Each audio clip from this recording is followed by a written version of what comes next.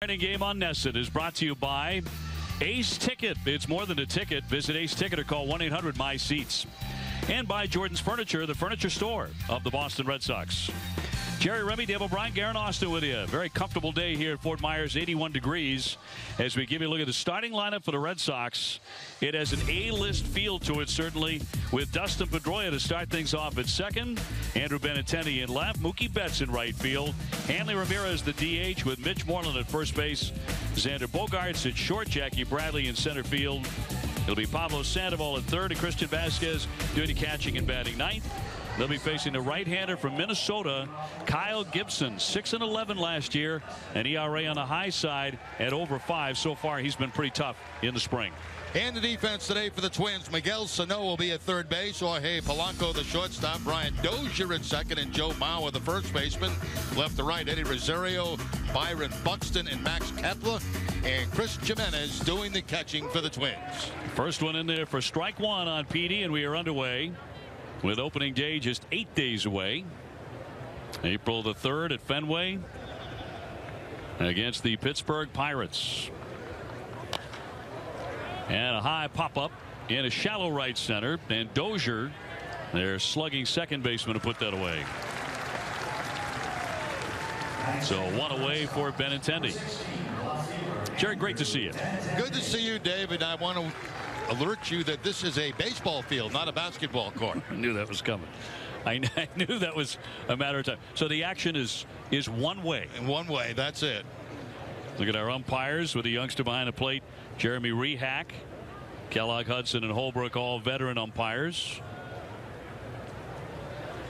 Benintendi, 295 last season with a couple of home runs, 14 runs batted in. How do you like this in the two-hole for Andrew? I like this. You know, we were talking a little bit about this yesterday, and this looks like the lineup. We don't know about the catcher, obviously, for opening day. And they've decided, John Farrell's decided to go with a Pedroia, Benintendi, and Betts at the top. They want the three of their best hitters right in the three spots and make sure they get that extra bat per game. And he rips that one toward the alley. That's going to drop down for a base hit. Exactly what the Red Sox have in mind many times this coming summer with that outstanding swing from the 22-year-old. Yeah, Benintendi having a good spring, hitting 300 coming into the game today. They want to go away with the sinking fastball, and he's able to hook that ball. The ball was in the good location, but he hooks it and takes it in the right field for the base hit. That'll send up the man who finished runner-up to Mike Trout in the American League MVP voting. Although many would debate that. Mookie Betts, 318, 31 homers, 113 runs batted in a year ago, as he'll take a strike. A very solid spring so far for Mookie, 317 with 1 home run. Gibson has a history of really scuffling in the first inning. He's a ground ball pitcher, got a few too many of those up last year with that ERA over 5. When we talk about opening day, Rick Porcello will be on the hill and throw that first pitch just after 2 o'clock at Fenway.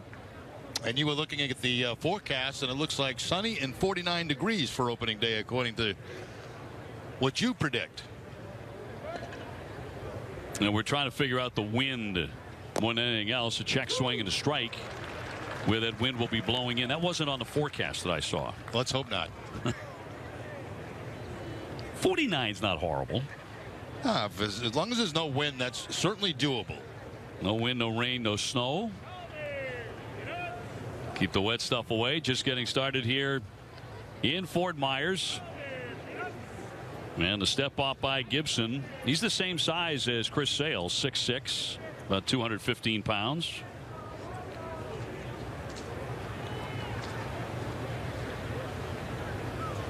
Hanley Ramirez on deck with Benintendi aboard. John Farrell's talked about wanting to do more running as that one is ripped on the ground to Sano. Out at second, not at first. 2 down, and Mookie Betts becomes the runner.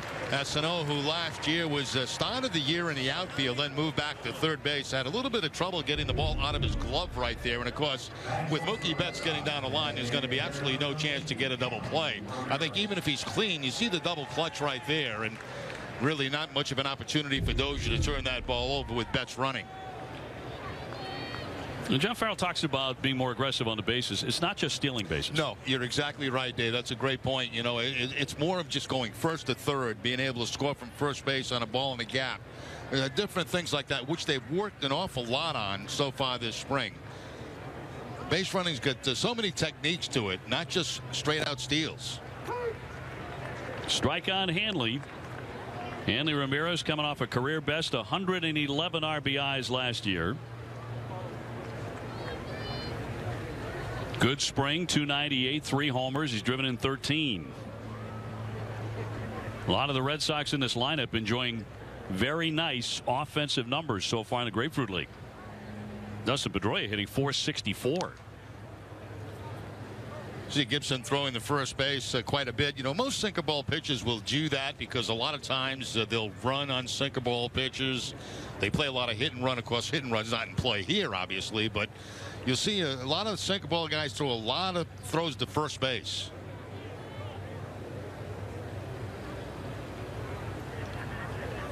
Betts holding, and that one toward the hole for a base hit.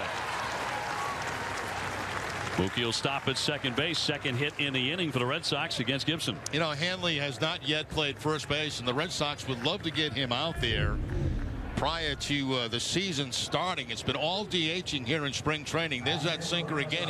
He tops it, and with that topspin reaction to it, it quickly gets through the infield at second and third. Now Hanley looks upset with the swing because he felt like he should have put a better swing on that ball, but the result was still good. A base hit. Keep the inning going.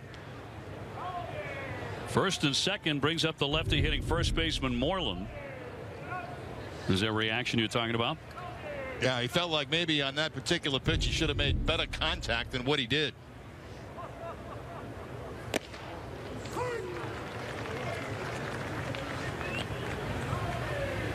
Moreland, good size, 6'3", about 235 pounds. Won the Gold Glove with the Texas Rangers last year. Made just 2 errors. See, his numbers for the spring have been good. 14 runs batted in.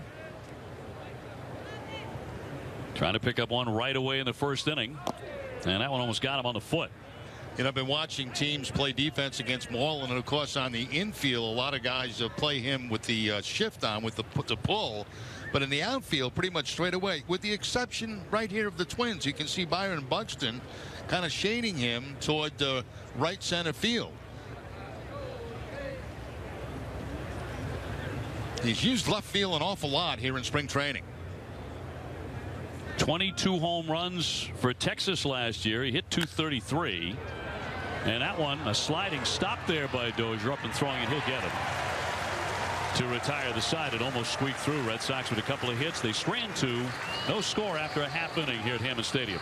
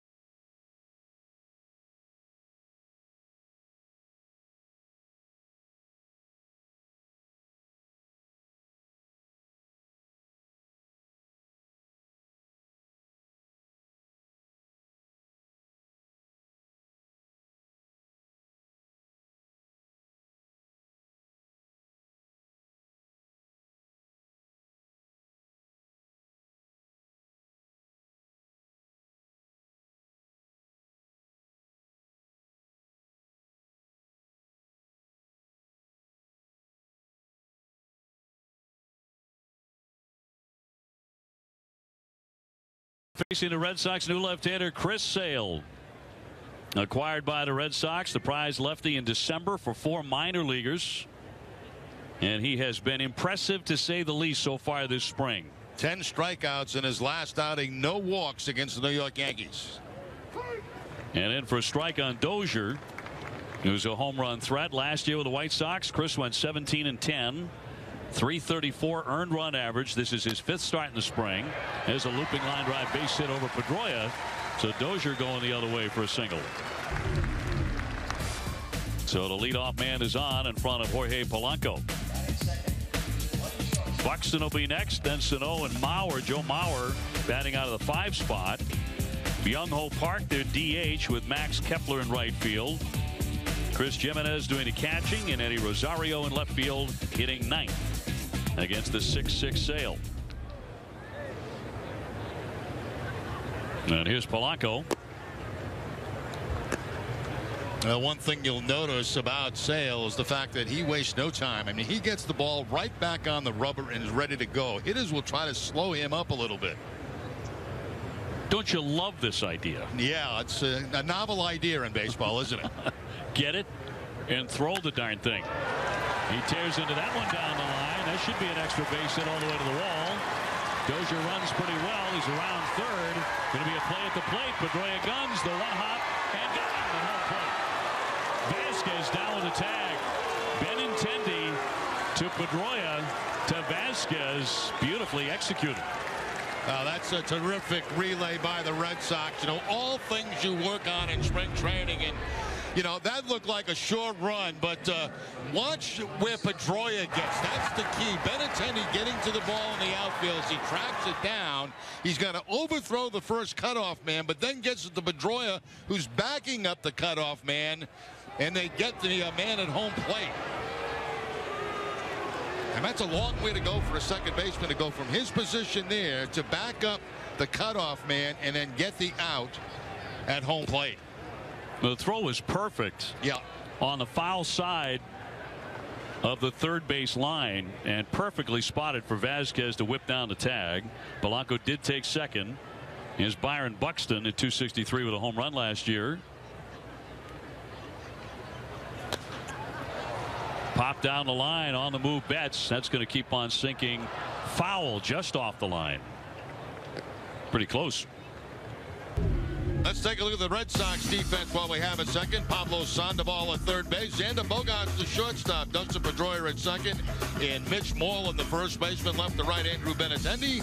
Jackie Bradley Jr. and Mookie Betts. And Christian Vasquez doing the catching today for Sale. Who already has had his defense help him out. Since the 2012 season, Sale has the lowest ERA in the American League. Right through it is Buxton. That fastball registering 95. You can get it up there to 99 with that slider and changeup and that funky sidearm motion. Very, very difficult to pick up. Hides the ball very well.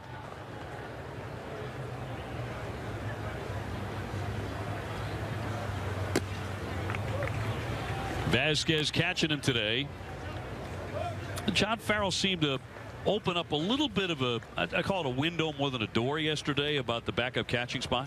I agree. You know, he mentioned they were asking him about the 3 catches that remain in camp for the Red Sox, including Blake Swihart, Sandy Leon, and he said, well, Vasquez, he says, does very well with Eddie Rodriguez, which kind of told me that Rodriguez is going to be in rotation, and you know, it sounds like they want Vasquez to catch him. Now, then he went into talking about how well Swihart has done this spring, how much he's improved. His hitting has been very good. So I don't know if there's been a final decision made yet, but it seemed to me they were leaning toward a Leon Vasquez combination. Now that may all change in the next couple of days. And Swihart's been swinging a good bat. He has. 325 for the spring.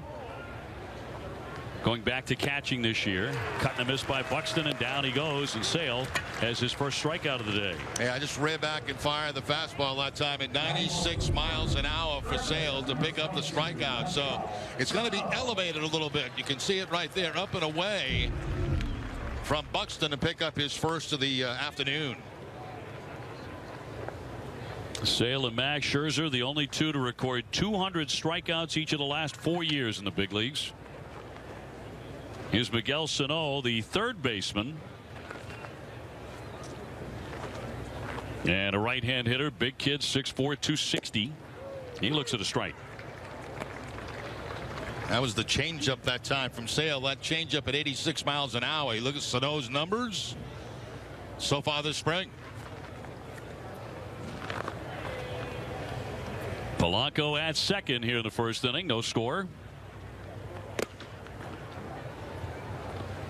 Twins are coming off a nightmare of a season. They lost 103 games last year. And it looks like it's going to be a few more years before they're able to turn things around completely in Minnesota. They have some good prospects, and this is one of them. But Paul Molitor's team getting out of the Central Division basement, that would be something. Right through that one. 93 miles an hour on that one from Sale. Chris will be 28 on opening day.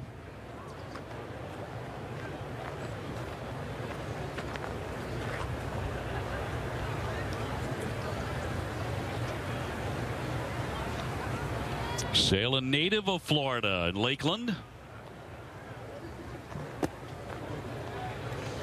Getting back for a second, Dave, to that relay play, most of the time you will say, well, you don't try to score a runner with nobody out in the first inning like that because you could knock down a big inning. But when you're facing a guy like Sale, you take any chance you can get to score runs because the opportunities may not arise. 2-2 to Sano.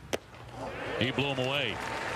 So back-to-back Ks there after allowing a couple of hits. Sale quickly getting into the groove and getting help on a really fine relay. This is great to see at the end of spring training or near the end when you're clicking like this to cut down a runner at home plate. No score after one.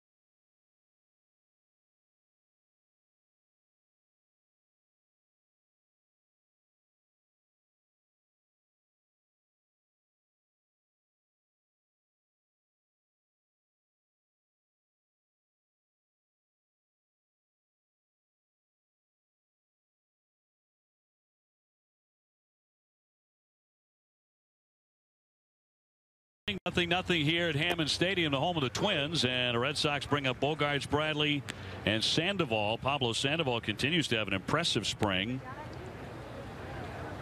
And Xander, of course, not that far off the World Baseball Classic, where he played for the Netherlands. They made another fine run. Bert Blyleven is in the booth next door, the television booth next door from Minnesota, handling that team and doing a really nice job with them. Xander, of course, played third base and not shortstop because they had about 15 outstanding shortstops on that team. Yeah, they had a whole team of shortstops. That was about it. And they did very, very well. Xander coming off another Silver Slugger year.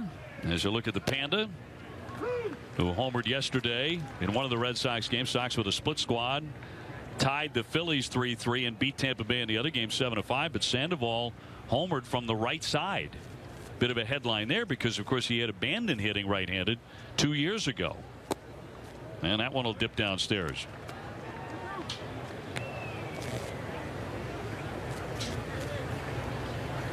Xander 294 last year with 21 home runs and 115 runs scored. And the 3-2. High fly ball. Very high. Well struck to left, but room for Rosario. Wally the Green Monster springs to life in this animated special Wally's Opening Day. With humor the whole family can enjoy. Can Wally get Fenway Park ready for opening day? That's the big question. Find out in the premiere of Wally's Opening Day, Sunday, April 2nd at 5 on NESN.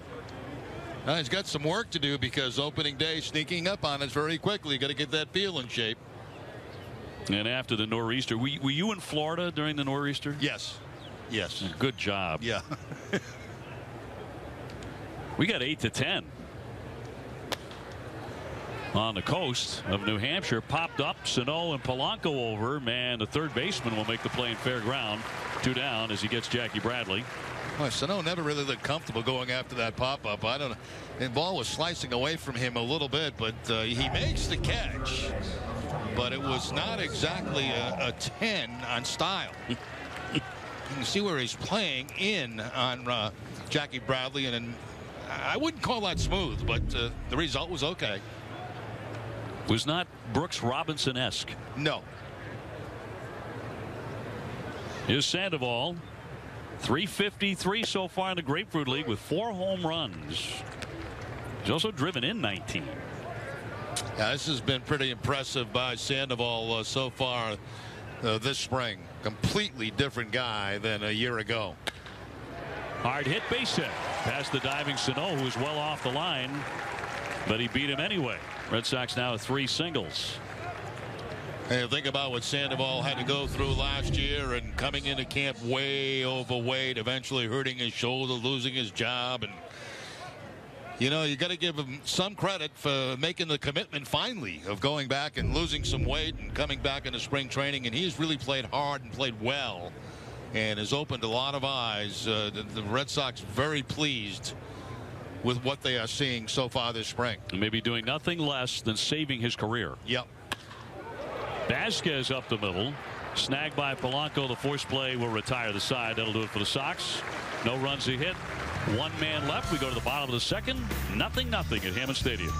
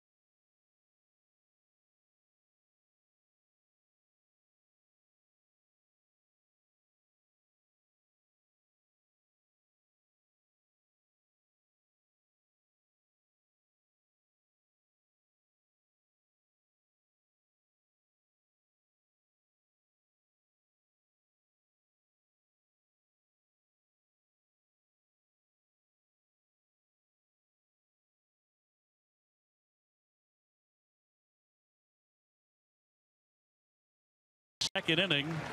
Second to last start for Chris in the spring.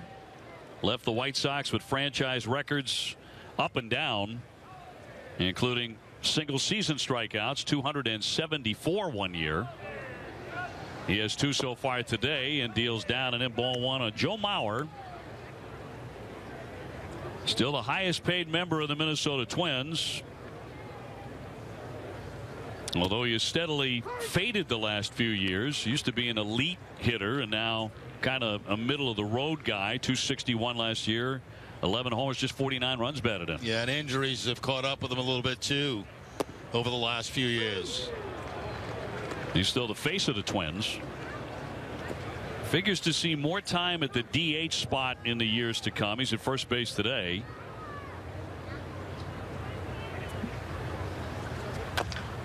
Softly rolled, a swinging bunt along the line, but foul.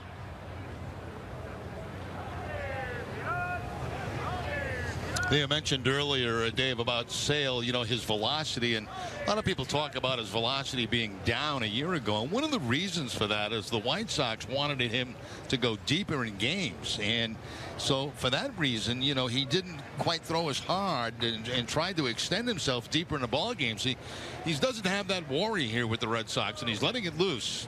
And it's back up, you know, to the mid to upper 90s. He's at 96 so far today. To your point, the way he opened up last season was in line with that. I mean, look at his first 9 starts of last year. And in almost every start, he went at least 7 innings. Yeah. The strikeouts were all right. He was 8, 6, 3, 6, but not that blow you away kind of thing. He's got that fastball, 3-2. Served up the middle, and Bogarts right near the bag will set him down. Let's go to Garen Austin. Well, Obi, it's hard to believe, but there are only a few days left in camp, and they've started trimming the roster. The Red Sox announced several moves this morning, and here manager John Farrell discusses those moves, specifically Alan Craig and Rusney Castillo. They weren't going to make the opening day roster. Both are not on our 40-man roster, so that is another additive to all this. And as our goal is to get pared down as best possible over the coming days of this week, today was the first round of cuts. There's likely to be more tomorrow. And then there's a number of guys that will remain in camp, even though they won't make our team, that'll go to Washington with us. So this is part of the process to get down to close to 25-man as we can. Do you see, how close do you see? John Farrell on the moves today. Sailed on a little dribbler up the third base line through behind Byung-Ho Park, who will reach on a base hit. So he's aboard with the third hit today from Minnesota. Yeah, like a swinging bunt right down the third base line, and kind of a check swing, as you can see. Sale's going to spin, throw to first base, but it's going to be off target. Pedroia backs up the play and actually makes a throw back to first base just in case the runner Park took a move towards second base. Now, I'd like to see that again, because it looked like he did take a step towards second base, and if he did, he would have been out at first base. Let's see. No, I guess not. Heads up by Pedroia, though.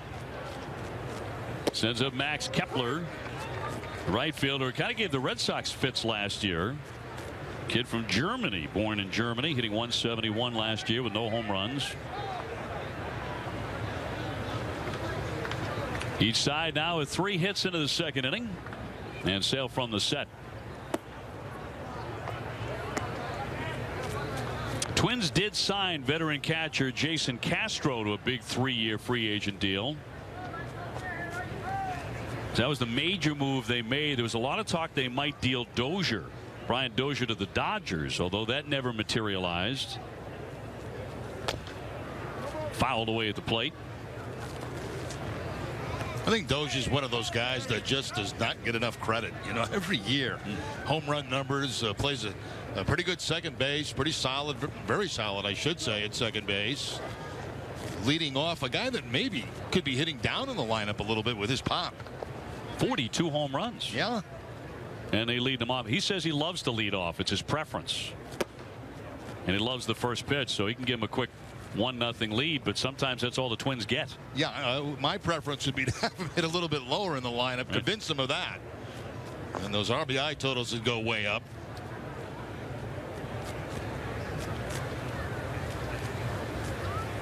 Two and two on Kepler. Gently hit. Sandoval has to charge it as the one play and gets him at first base. That does advance Park to second, but with 2 down.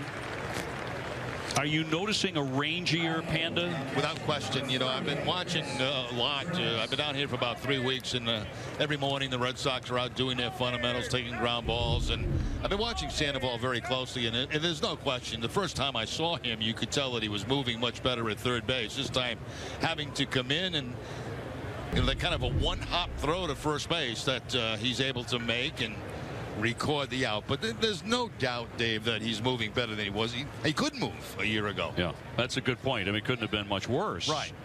At that time. Kudos to him and what he's been able to do in the healing of that shoulder. Jimenez, the catcher, he's their backup guy. 286 last year without a home run.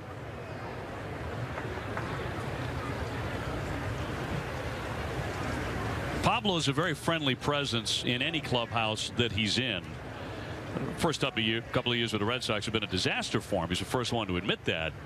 But he's a very happy-go-lucky guy, especially now where his health is good and he has his job back. Well, there seems to be a point, Dave, in everyone's career where you need a wake-up call. And he got his wake-up call.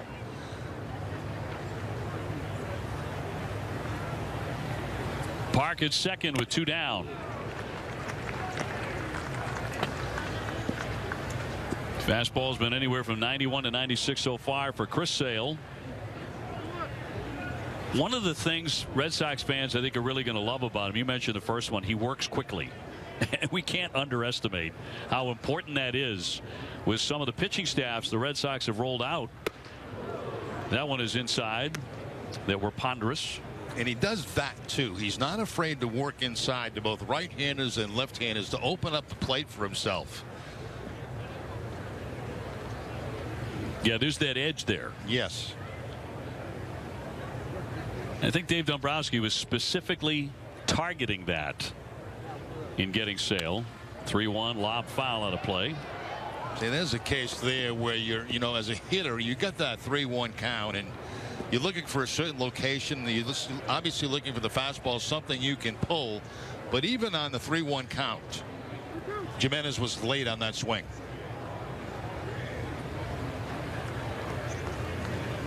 Another thing, he rarely walks anybody. Last year, 226 and 2/3 inning, 45 walks.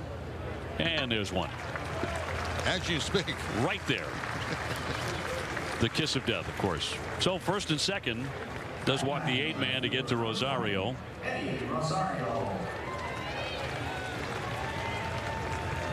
Rosario very much a free swinger. Hit 269 with 10 home runs last year, and they demoted him for about 6 weeks in the middle of the season, then brought him back up, and he had a season-ending thumb injury. But he returns as an everyday outfielder. They're going to have a good outfield defensively anyway in Minnesota. It's going to be one of the few parts of the club that is going to look really competitive for the Twins. 7 out of 19 this spring.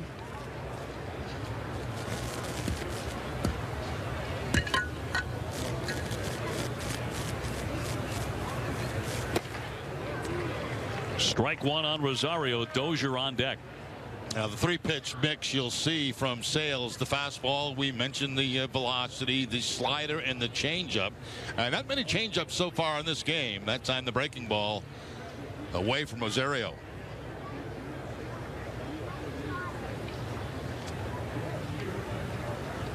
Park at second, Jimenez at first.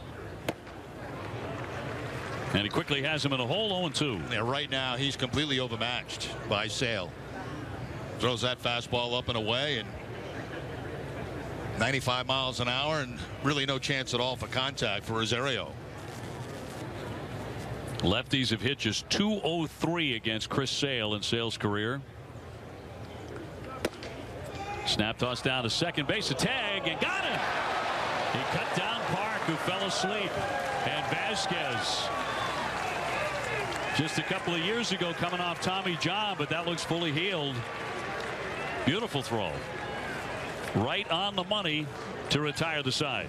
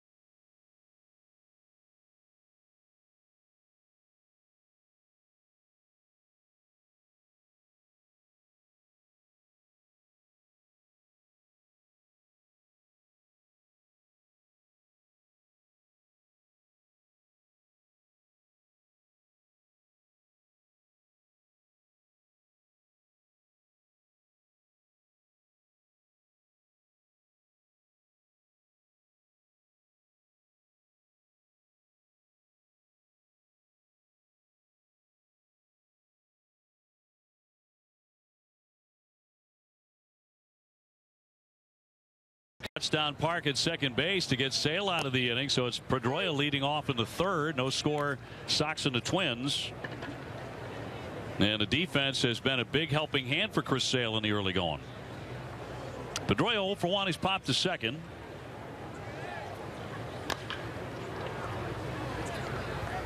Well, you talked about Vasquez, and there's no question that his arm is back to 100%. You know, last year he thought he was back, but he really noticed the difference this year, and he's back throwing like he did prior to that Tommy John surgery.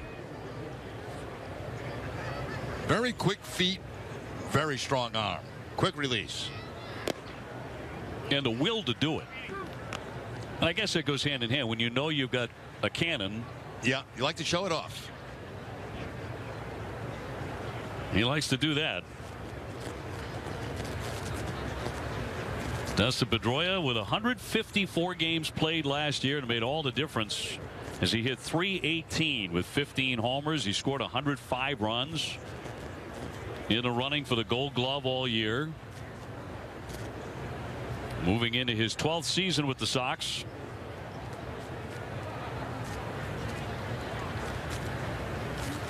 And Kyle Gibson with a 2-2. Popped up into left center field. Buxton for out number 1.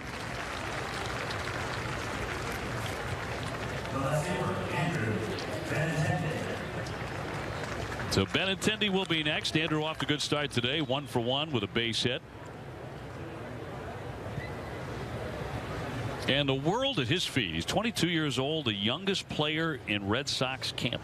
And he has a big league job in left field at Fenway Park. Well, you think about the two guys coming up, Benintendi right now, and of course Betts on deck. What a position those guys are in. Young, talented, good kids.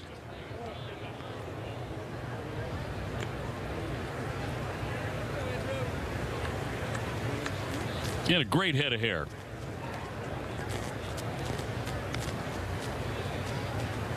The 2-0 on the way. You cannot underestimate a great head of hair. Everybody young out in the outfield for the Red Sox. Benintendi, Bradley Betts, all can run, can cover a lot of ground. Very tough to find a gap out there between those guys. Now, we didn't see a lot of Andrew, everyday left field last year. And he's a more natural center fielder throughout his minor league career and his college career.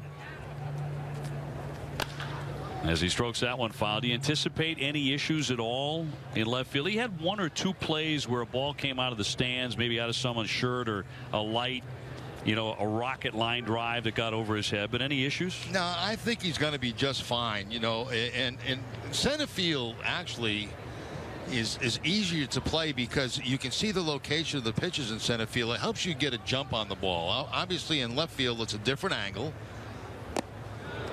Swing and a miss. That one disappeared on him. Down he goes, strike three. First K for Gibson. This spring training game on NESN brought to you in part by Ace Ticket. Ace Ticket, Boston's trusted source for Red Sox, Bruins, and Celtics tickets. Visit Ace Ticket or call 1-800-MY-SEATS to treat someone special to a game right now. Yeah, just getting back to Andrew for a minute. Moving over to one of the corner outfields, the ball comes off the bat differently. You don't have the advantage of seeing the location of the pitch, so it's hard to get a jump on the ball. And of course, in Boston, you have to deal with that left field wall. So there's a lot to learn, but he's such a good athlete.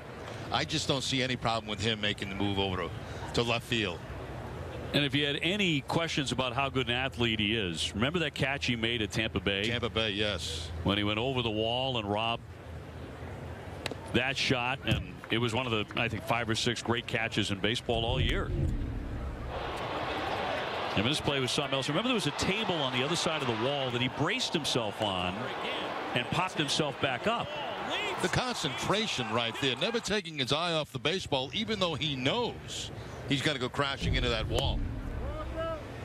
Grabbed a piece of barbecue, made the throw back in. You know what I love too? He never changes his expression. Good, bad, whatever happens, it happens.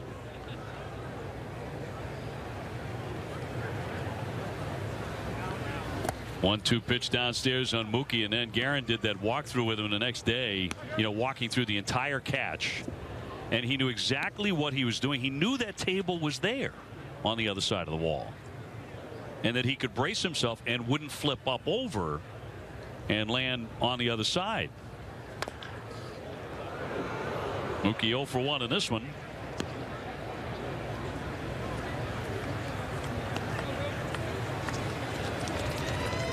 Betts with 122 runs scored last season. Won his first Gold Glove. Started for the American League in the All-Star game.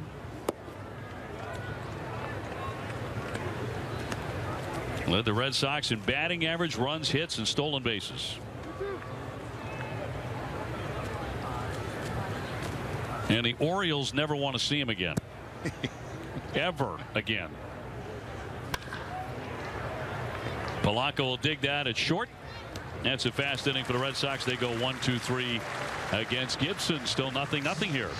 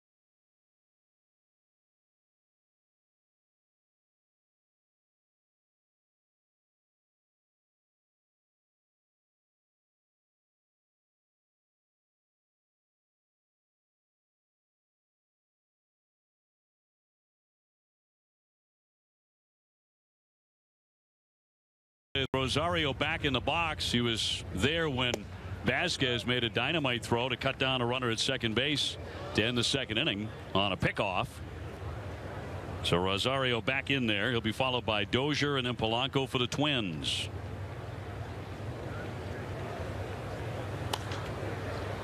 And popped up out of play.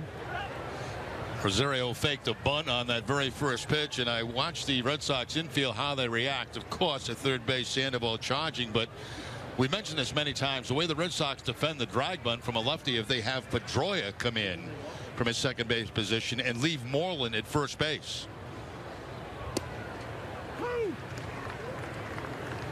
So against guys that will drag bunt, Pedroia will play a little bit more shallow than he normally does. He's backed up now after him trying it one time. 1-2 into right field for a base hit. Kind of served it. And Rosario is on. That'll be the fourth hit against Sale today. Now, it looks like a breaking ball that time. That slider from Sale that was away from Rosario was able to reach out and take that pitch for a base hit. Now, that's not too bad a pitch right there. It's just pretty good hitting by Rosario. He's bailing out. You see the backside coming out, but he's able to cover the plate and make contact and pick up the hit. So that was actually a break for him, having the runner thrown out last inning. He got a new life and new at bat and gets the base hit because he was down in the count by a couple of strikes. Brings up Dozier, who's hit one home run so far. He got fooled on that first one. With 42 home runs for the Twins last year, 31 of them were solos. Kind of goes back to your point, but batting them lower in the order. Yeah, get him down in that third spot. He checked. He had 33 of those home runs during a span of just 73 games beginning in late June. So he can be quite streaky.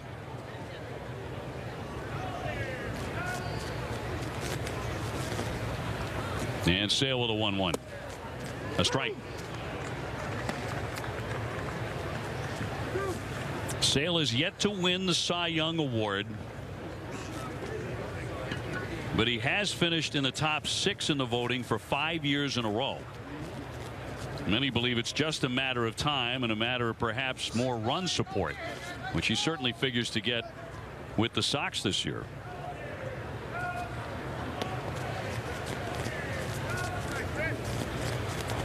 Even without Big Papi.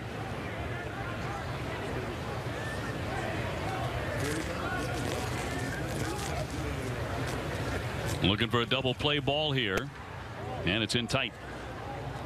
Rosario at first base has very good speed. I think he'd like to steal, but Sale's pretty tough. Even though he's a tall, lanky guy, he gets the ball to home plate fairly quick. Does not have a high leg kick with speed at first base.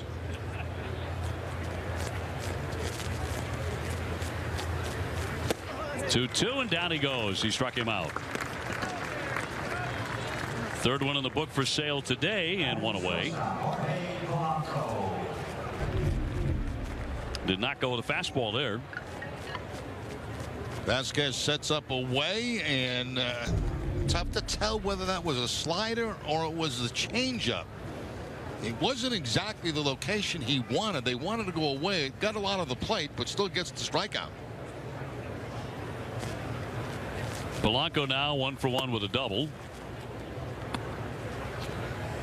Talking about moves to first base. It's going to be fascinating to watch John Lester again with the Cubs. I mean, it continues to be a head scratcher. We saw it with the Red Sox. You did many games where you knew, he was not going to have any chance to pick anybody off. If he did throw over, he was going to bounce it, maybe right by the first baseman. Sale doesn't have those problems, but John Lester, as a left-hander, has them in spades. Yeah, it just gets in your head, and then it gets to a point where you say, forget it. I'm not even going to try it, because if I throw the ball down the right field line, you get a man at third base. Cross for a called strike. A lot of folks in Chicago were like, well, how come he's not just working on it during the season? Like, he's going to come out at noon. Yeah. and throw in front of 100 photographers. You know, and the other thing too is it's not like he hasn't worked on it. Right. He has done that in the past. It's just he just can't do it. You know, it's just so bizarre for a major league athlete. You ever play with anybody who had the yips? Well, yeah. Remember Steve Sachs for a while at second base? Yeah. He got the yips from second base where they throw the ball up in the 10th row of a Yankee Stadium. Yeah, he was taking shots at people on the concourse.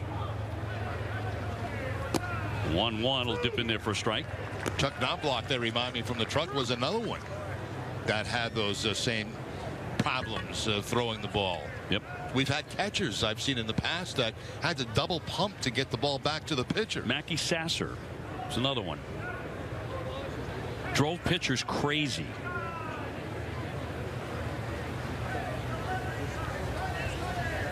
Runner at first, one down, the 1-2.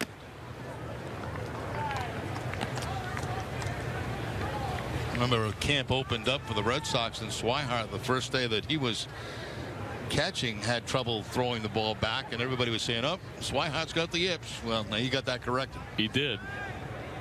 I think Rick Porcello was one who helped him. I think Rick Porcello was like, just throw it through my chest. Runner goes and fouled away. So they did have Rosario in motion.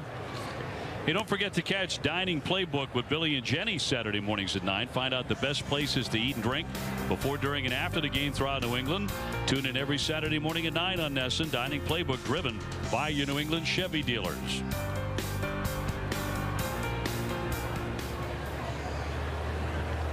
Scoreless here at Hammond Stadium.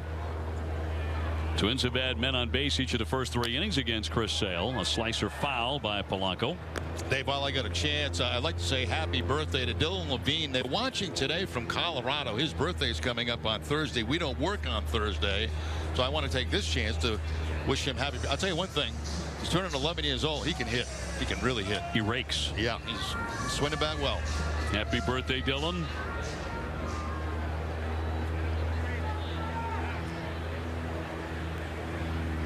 We got fans from all over the place. Everywhere.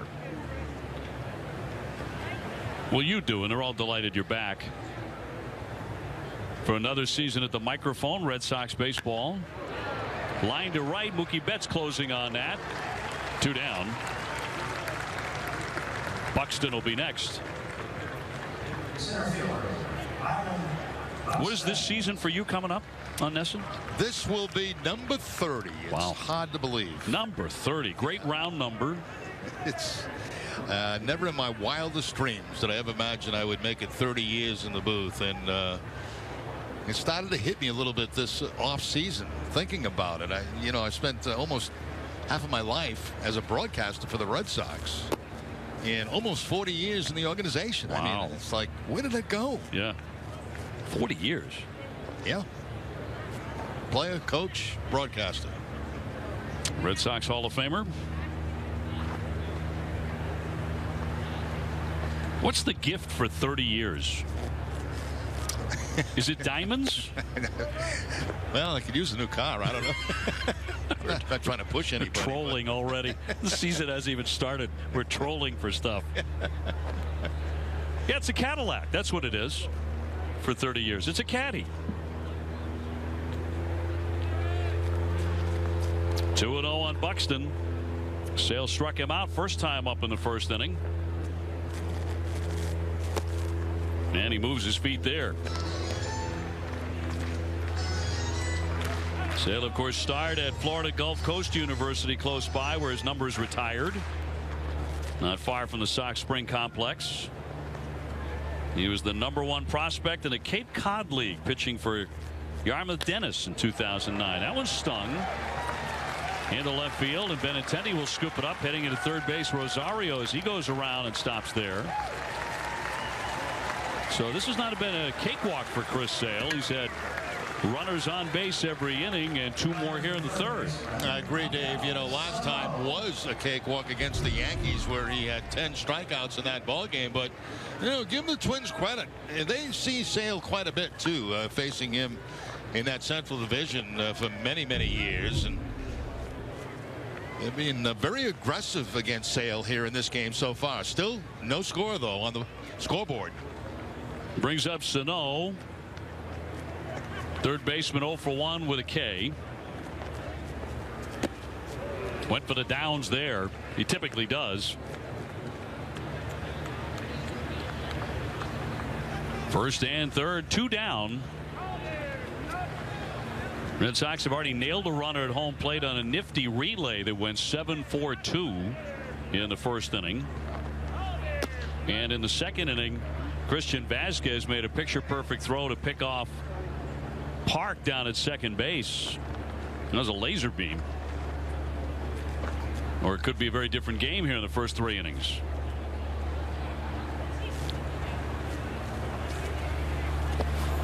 Check swing, runner at first going, knocked down. The runner is into second base. It is a swing and a miss. So the count moves to 1-2. And a good job by Vasquez there to block that ball, too. That was not easy. That saves the run with the man at third base. Watch Vasquez slide to his left, knock the ball down. Now, no problem with the man going to second base, but he does save a run. Red Sox so far in this game have done a lot of little things very well. And a lot of them have involved Christian Vasquez. Yes. Been very sharp back there. But a base hit could mean a couple of runs. See if Sale really comes at him with that heater here with a 1-2 pitch. And he got him. 97 on the radar gun. Knows how to get out of those innings. 2 men left. Still 0-0.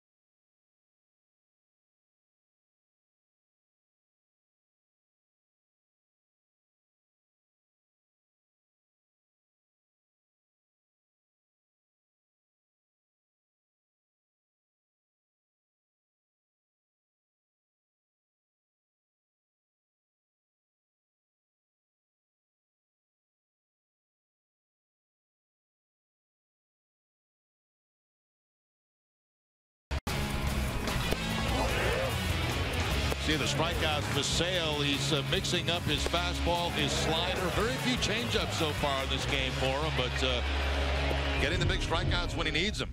Old Dominion helping the world keep its promises as Hanley leads off here in the 4th inning of a scoreless game. Sale has not been as sharp as he was against the Yankees with those 10 Ks in 6 innings. But he's been able to get out of jams when he has to with that blazing fastball. He did it with that last one at 97. Hanley 1 for 1 with a base hit. He's had a good spring.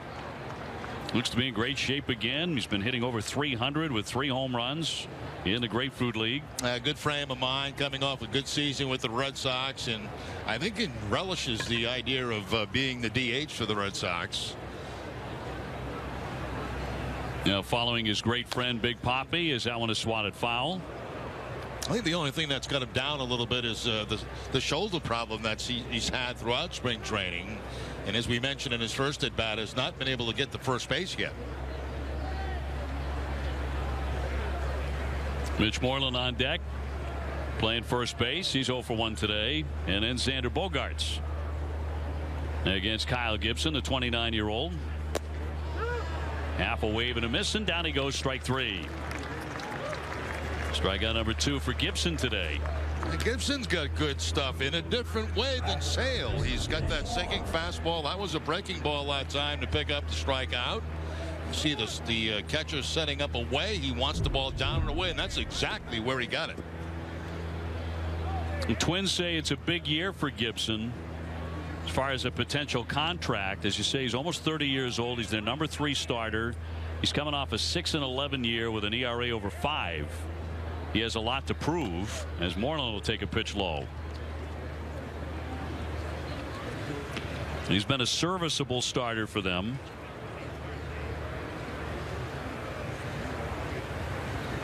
Well, there's a big gap for Moreland in left center field right now. They're really playing Buxton to pull in center. Foul ball. We've seen a lot of teams actually shade him the opposite way in the outfield, not the infield. There's a shift in the infield, but generally we see that center fielder to the left field side of second base. Not the Twins. They're playing him to pull all the way around.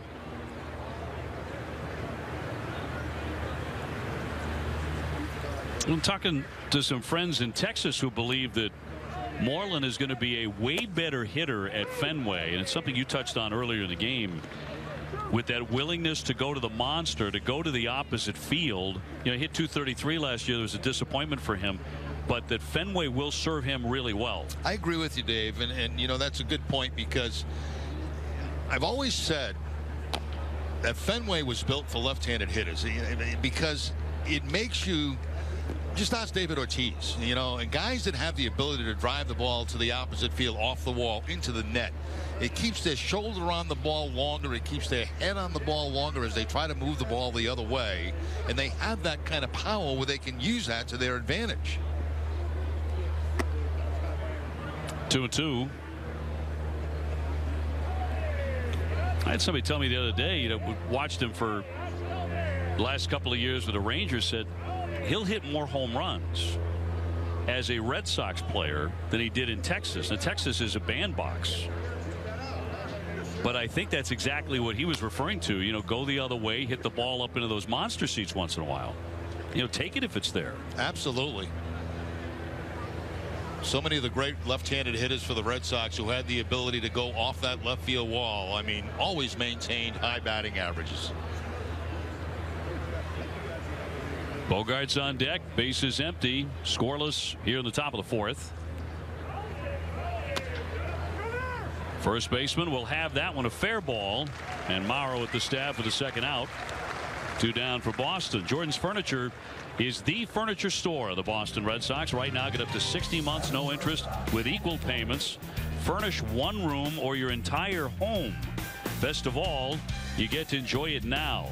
Visit Jordans.com for details.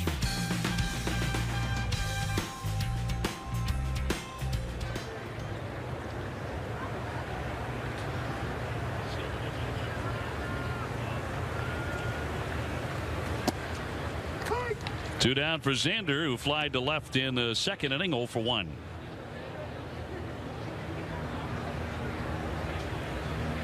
Only 13 at bats for Xander so far in the Red Sox camp in the Grapefruit League.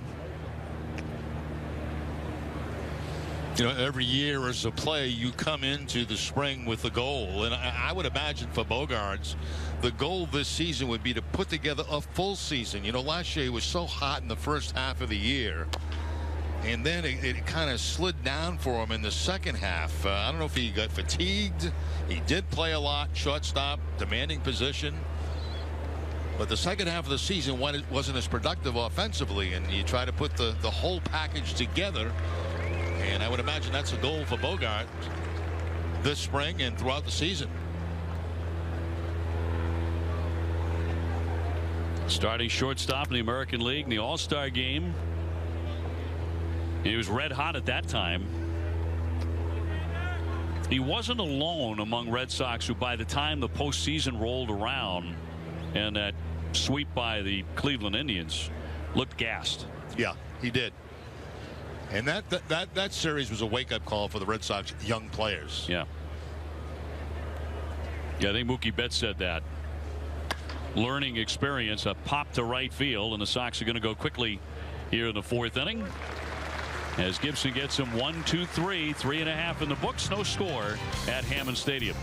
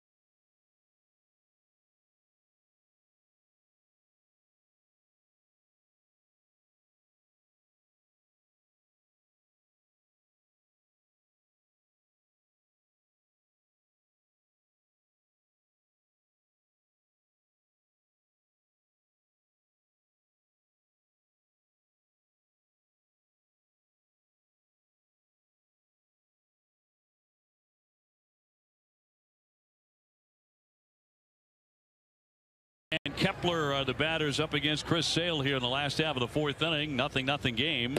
Sox and the Twins. Joe Mauer, who is the father of twins, 0 for 1 with a tapper to short.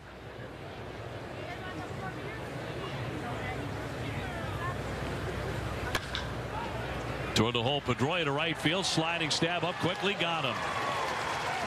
The typical Dustin Pedroia midseason play for out number 1. And notice what he does too. He knows he's going to have time because Mauer does not run well. So what he does is he goes back toward the outfield grass to increase his range. And he knows from that point he's still going to have time to get up and make that throw to first base. So, you know, a guy that runs fast, you can't do that. You can't go out to the outfield grass. But again, a guy that doesn't run well, Pedroia reads it immediately and is able to make the nice play.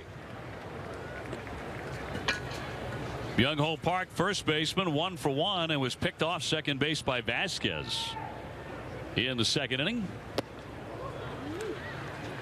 Hit just 191 last year and 215 at bats with the Twins. He only played in 62 games before hand surgery, and then in February he was designated for assignment as he pops a foul out of play.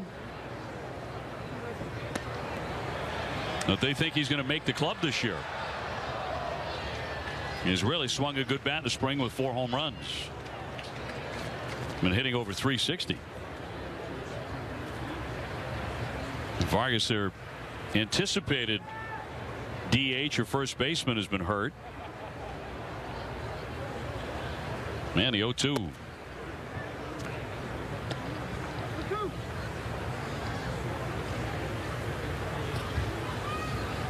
He was a big star. As that one will miss for a ball, and a count 2-2. Big star in the KBO. Kepler on deck. Sale looking for another strikeout. Got a piece of it. So far, Chris with 4 Ks in the book.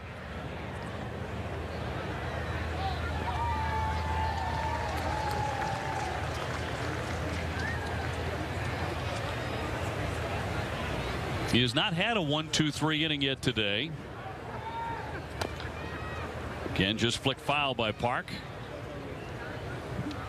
Sale a little upset with himself after that pitch. He didn't get it quite where he wanted to. He wanted him to go for the strikeout there. Instead, he gets the foul ball and was a little upset with the location of that pitch.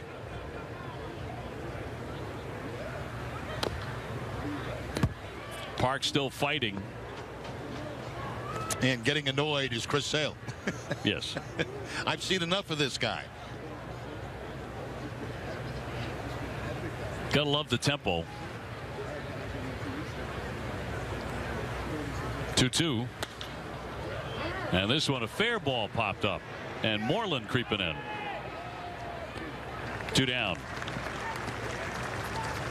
Fantasy baseball is back. Visit NESN.com/fantasy for the latest news, lineup, advice, and more.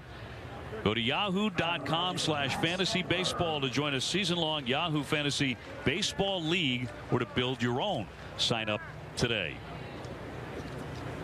I was in the airport last night at LaGuardia, making my way down to Fort Myers and had all my baseball stuff out prepping for today's game. A guy walks by and he goes, "I know exactly what you're doing. I know exactly what you're doing." I said, "Really?" He goes, "Yeah, you're fantasy baseball. You're building your draft." And Jerry, if I had taken 10 minutes to talk about what it was I was actually doing, yeah, it would have taken a half hour probably. So I just, yeah, you got it. Who's your pick? Yeah. Who you going? Who's your first rounder? He was excited. Well, you live in airports. I mean, do you have a favorite? A favorite airport?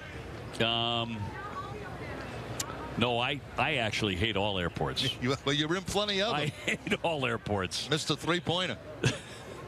I like the miles. Slap behind the bag foul by Kepler. Now, there's certain lounges that are nice. I'm in a lot of the Delta lounges, and those are nice. Here we go. Here we go. Now we have one of those lounge guys. Free stuff, Yeah. You can get a cocktail, you get a glass of wine or something. Oh, a nice little taste. It's nice. Yeah, get a little taste before you get on the flight. Puts you in a good frame of mind. Only guys that fly a lot get to go in those places, and you fly a lot. You're in a lot of airports. Every time I text you during the offseason, you're in some airport getting on a plane. In Atlanta, Chicago, Detroit, somewhere. A piece there for Kepler. He fouls it away. But I mean, how can anyone like an airport? I mean, the whole idea of what you have to do. I mean, traveling is no fun unless you're traveling for pleasure. If you're traveling to go someplace you want to go to. Yeah, there are certain ways to travel and certain ways not to, That's for sure.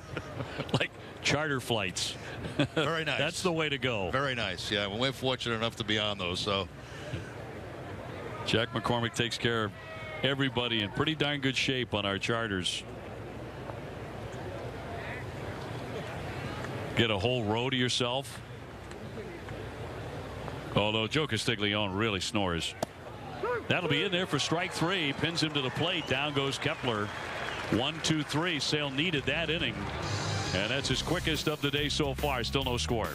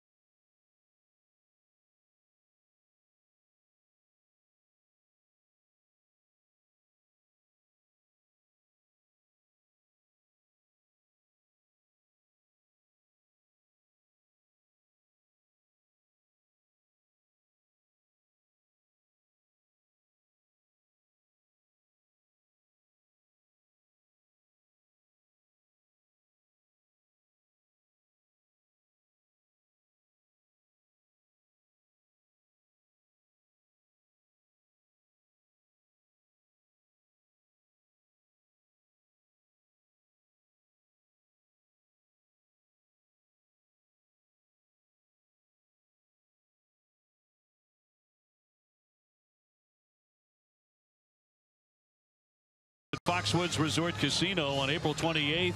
Stevie Winwood on April 30th. The Fray, and on May 5th, Foreigner. What's your favorite Foreigner? Got a favorite Foreigner song? No, I don't. Cold as Ice? Oh, yeah. I know Cold as Ice. Hot Blooded? I Want to Know What Love Is?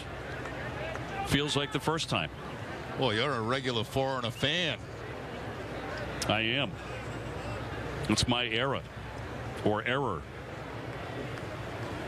Top half of the 5th inning. And Jackie Bradley in the box here. Jackie 0 for 1.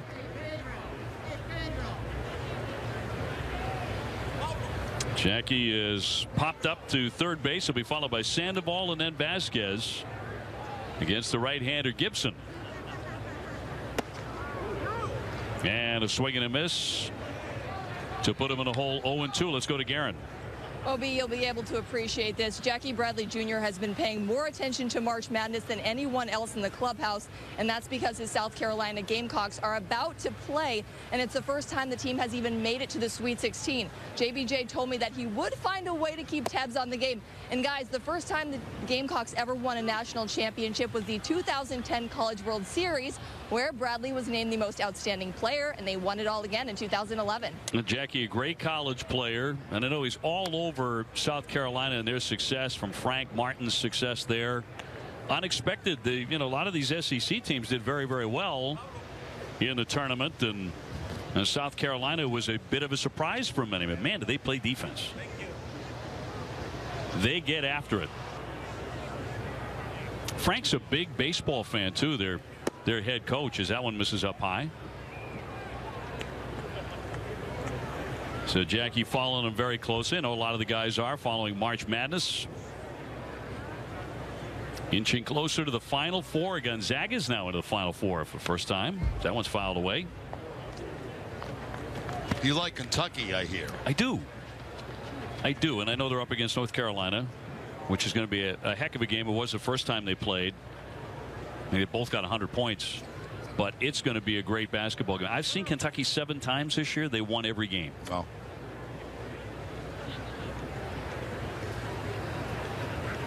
2-2. He struck him out. Caught him looking. And one away in the Red Sox 5th. So many times against a sinker ball pitcher, if you're a left-handed hitter, you think about that ball running away from you. And a lot of times, if they come inside, they can completely freeze you. And that's exactly what happens here with 2 strikes. See the little movement on that ball right at the end? It's a ball you give up on because you think it's going to be inside. Instead, it's got a little tail on it, and it picks up the corner, and you're caught looking. Strike 1 on Sandoval. The Panda 1 for 1 with a single. What are your expectations for Pablo? Obviously very strong so far in the Grapefruit League. The power's been there, and he's been hitting some home runs. But what would you settle for? What would be a good year for him? That one down the line. Kepler has to chase it all the way to the wall, and he continues to swing a good bat. He's 2 for 2 today. Yeah, he's really got things going from both the left side and the right side this spring, all spring long. Shows a very quick bat here on a ball that's on the outside part of the plate. He hooks it very, very hard out into right field. To answer your question, it's hard, because I look at his numbers as a member of the San Francisco Giants, and quite frankly, I'll take his regular season numbers that are similar to what he had with the Giants. Of course, he was off the charts in postseason play, but just his normal numbers that he had as a member of the Giants. 270, 280. Yeah. 18 home runs, maybe drive in 75. To take that. He's going to be hitting, toward the bottom of the batting order. So, I mean, you put those kind of numbers down there, that's pretty impressive.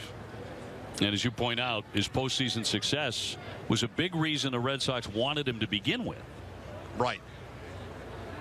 Get him into October is Vasquez to the right side, and Dozier. And that'll advance the runner. 2 down. Sandoval into third. No score yet. Pedroia next.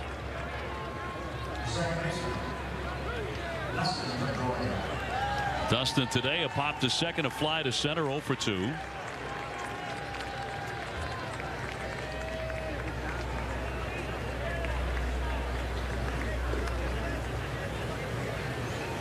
Well, the other piece of news that came out of Sox camp yesterday is David Price has begun some light throwing. And back on the throwing program. No one's pinning a date on a return for the left-hander yet. Little topper, nice stab by Gibson, up and over, and got him. So the Red Sox get a runner down to third, but cannot bring him in. We're midway through in this spring training game. No score. The Sox and the Twins.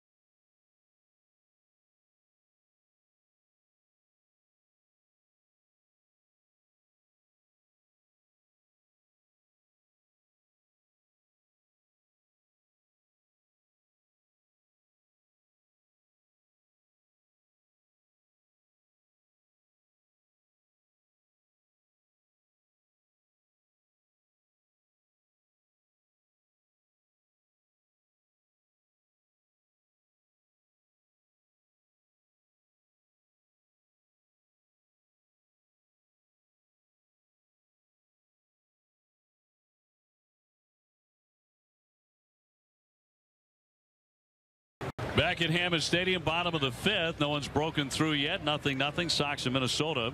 Sale back out there for inning number 5 against Jimenez. And he deals him strike 1. Zue Lin is now playing second base for the Sox. So Dustin Pedroia's day is done. Petey making a really fine play in shallow right field defensively to help out Chris Sale, who has allowed 5 hits but no runs, and he has walked 1 man. So far 5 strikeouts for the lefty.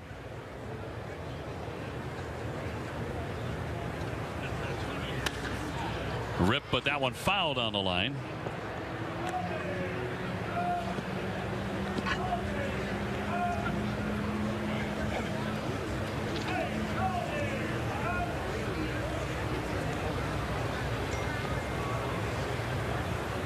And a 2-2.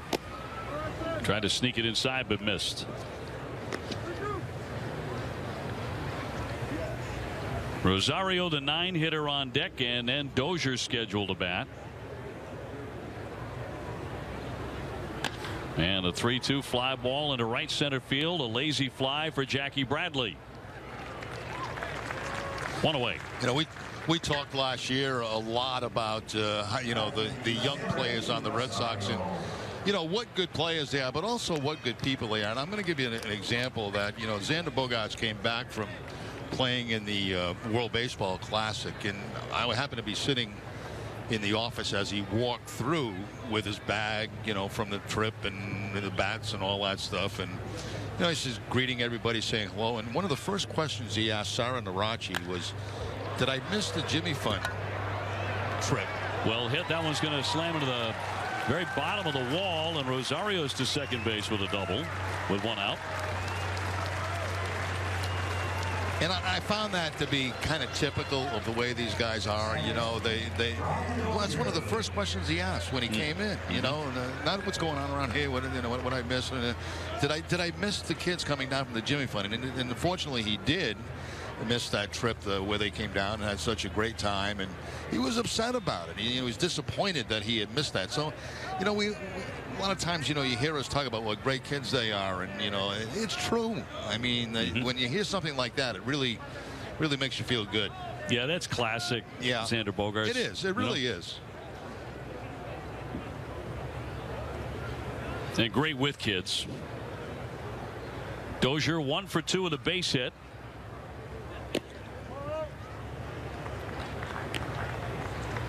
Jimmy Fund continues to be ingrained in the fabric of the Boston Red Sox year after year after year.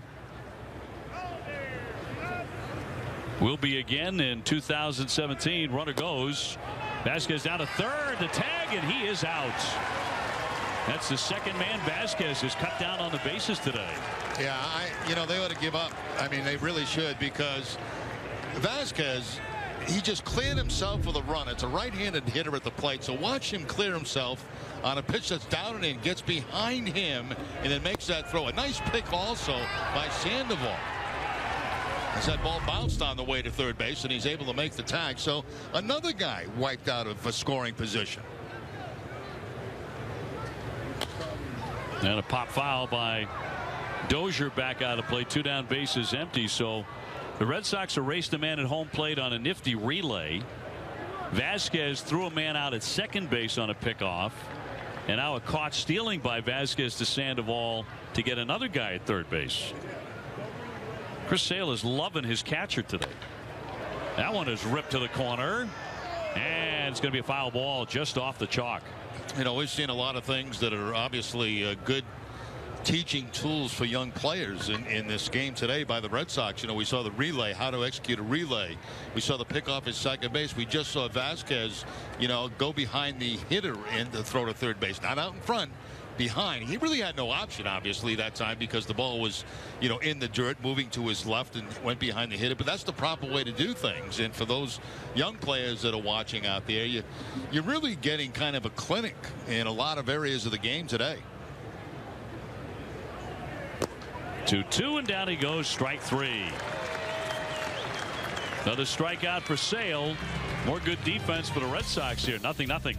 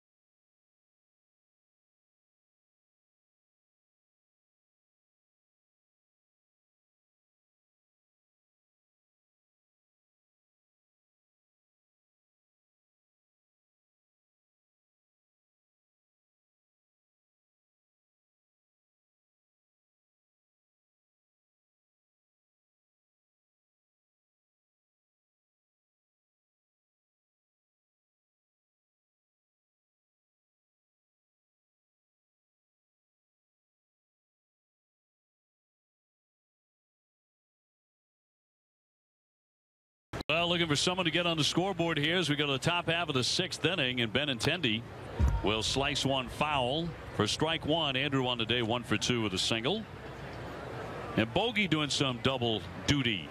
Yeah, and just in case this baseball thing doesn't work out, take some pictures. Sharp eye. Learning the ropes from a pro. We should have Guerin's right there behind him. We should have Guerin ask him, you know, exactly what he's learning right now. I think that'd be a great thing. Be great live TV. The art of photojournalism. Yes. Hey guys, he's been down here for a while. I think he's getting a pretty good lesson here. Lesson number 1: keep it upright. Keep it steady. Yeah, don't drop it because it's a very expensive lens, I believe. Yeah, I think it's about 10 G's. Joe Kelly is warming up in the Sox bullpen. We'll see if Sale is done. He was scheduled to go 100 pitches today. He's at 90. So far 6 strikeouts for Chris, 5 scoreless innings. In for strike 3. Benintendi frozen.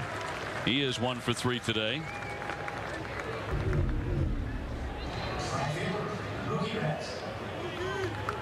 Well, Sale getting congratulations at the end of the inning. You see his line: 5 innings, the 6 hits, no runs. Red Sox playing very good defense behind him. And the 6 strikeouts. And they scattered some hits around. 6 hits. Coming off 10 strikeouts against the Yankees. Sale, by the way, in his career against the Yankees, 4-1 with a 1.17 ERA in a regular season. Betts is 0 for 2. That quickly got to Sano for the second out. 2 up, 2 down. Sox have only had 1 hit in the last 3 2/3 innings. Yeah, very good performance by Gibson in this ball game today. Getting a lot of ground ball outs, which is what he does. Gibson pitched in the Cape Cod League while he was at the University of Missouri. He was a really fine college player. He's about to deliver his 77th pitch. It'll come to Hanley, who's gone 1 for 2 with a base hit to left.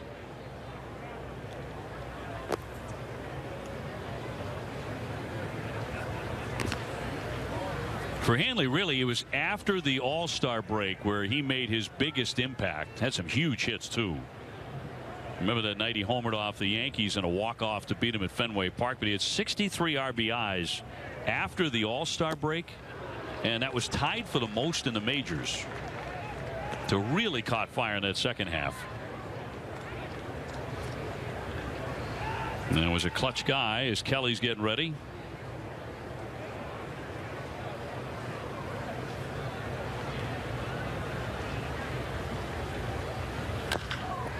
A topper to third and plucked by Sano, and that'll do it. Red Sox go in order. We are in the middle of the 6th inning. Xander working on his 2nd career, and we're scoreless here.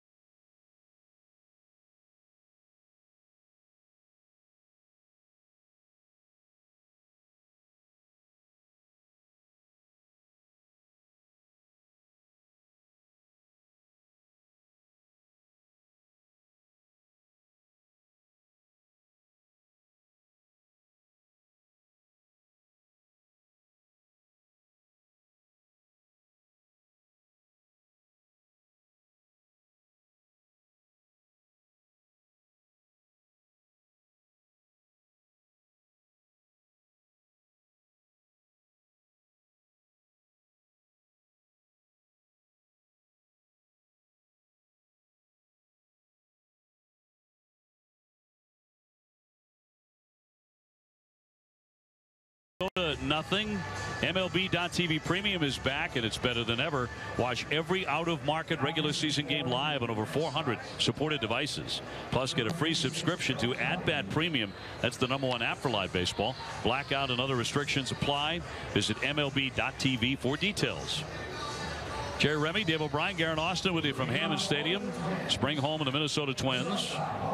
Plenty of Sox fans sprinkled in here this afternoon. 81 degrees when we got started.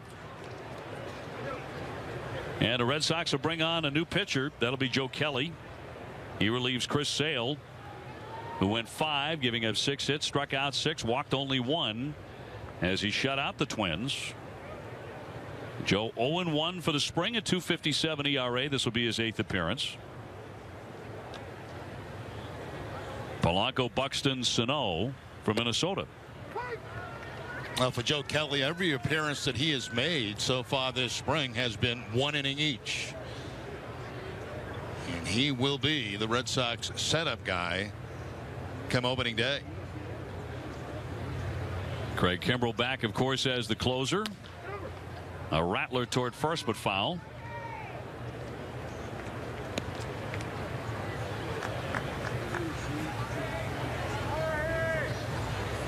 Polanco with a double. He's also lined out to left field. A switch hitter. Hit .282 last year at the big league level. Pretty disciplined hitter, but he's in the hole here 0-2.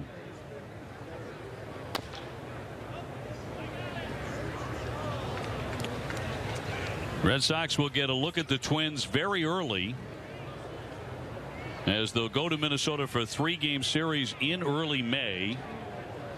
It might be 14 below.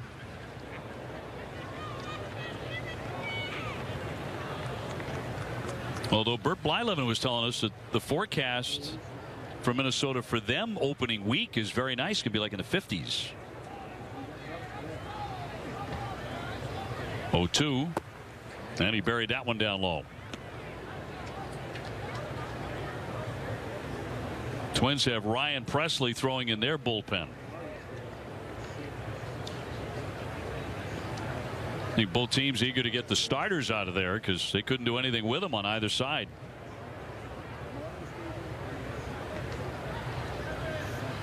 And a 1-2 from Kelly.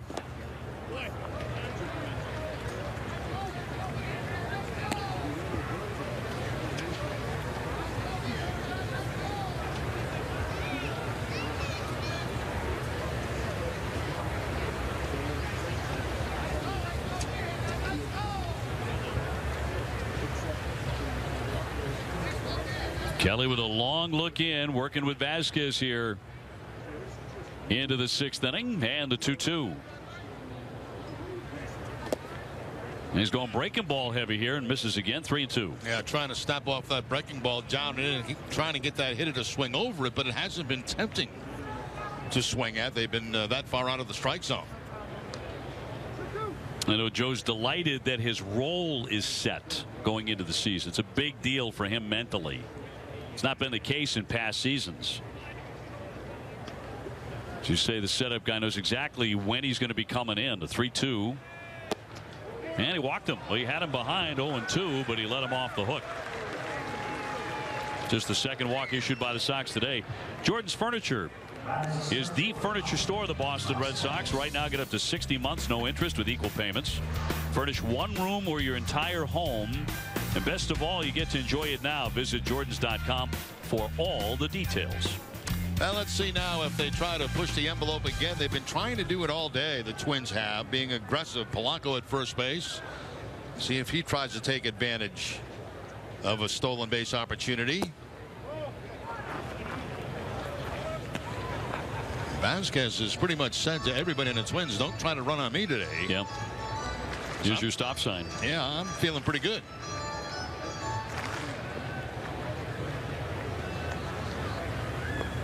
He has nailed 2 men on the bases this afternoon, one at second, one at third.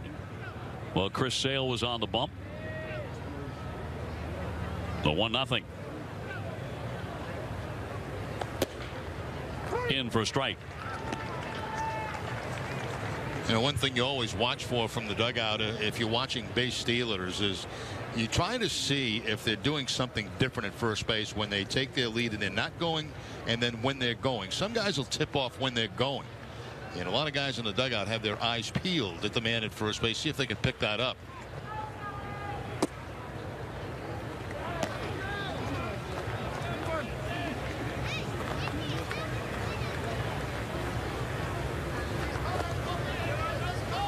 You made a great point early in the game about Vasquez. When you talked to Christian last year, the first full season coming off the Tommy John, he thought that the arm was 100% back. The evidence was it was a little shy of that. Right. That's no longer true, obviously. And that throw will skip right on by past Moreland, but it ricochets back, so no advance by the base runner. Polanco had to stay put.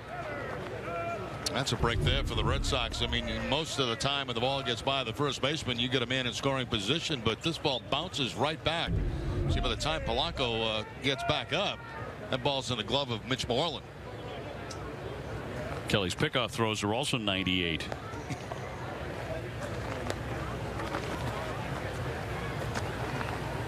Two and one on Buxton,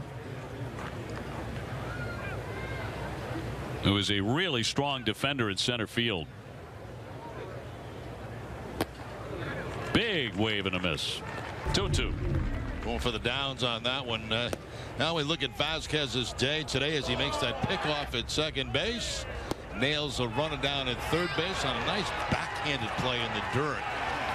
Goes behind the hitter and throws out the Sandoval also with a nice play on that.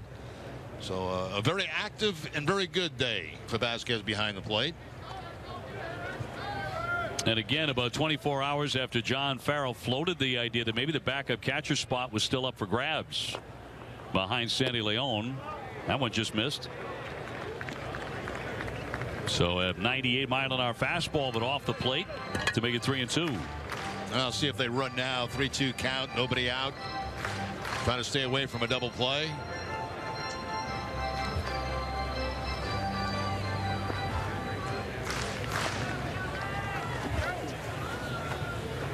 Kelly walked the leadoff man. A 3-2 on Buxton. Runner holding, and he walks another one. So that'll put runners at first and second, giving Minnesota one of the better scoring chances of the day with nobody out. Yeah, a couple of pretty good hitters coming up too, and Sano and Mauer.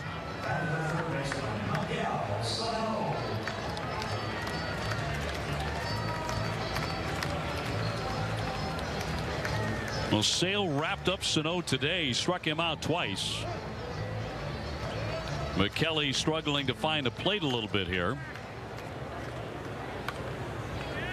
In the last half of the sixth inning, 0-0. Twins tried a Miguel Cabrera with this guy last year. They asked him to move from third base to right field. As the Marlins tried many years ago with Cabrera for Sano, it didn't take. It only lasted a couple of months before they had to move him back to the infield. Really had a hard time in the outfield. He's back to third base this year as he takes strike one. He struck out 178 times last year. And he does have power, serious power. He hit 25 home runs.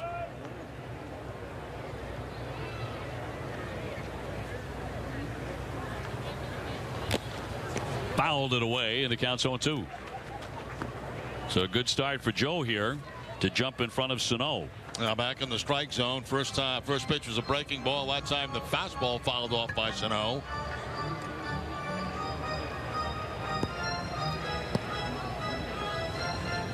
Polanco leading at second. Buxton at first base for Minnesota. Mauer on deck.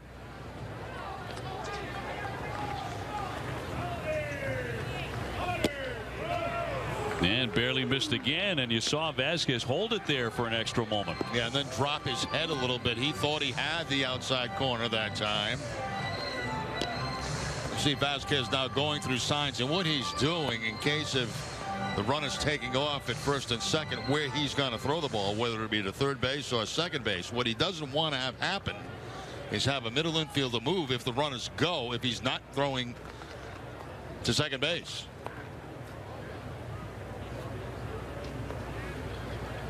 One-two coming, and he wouldn't bite. Went back to the breaking ball. 2-2.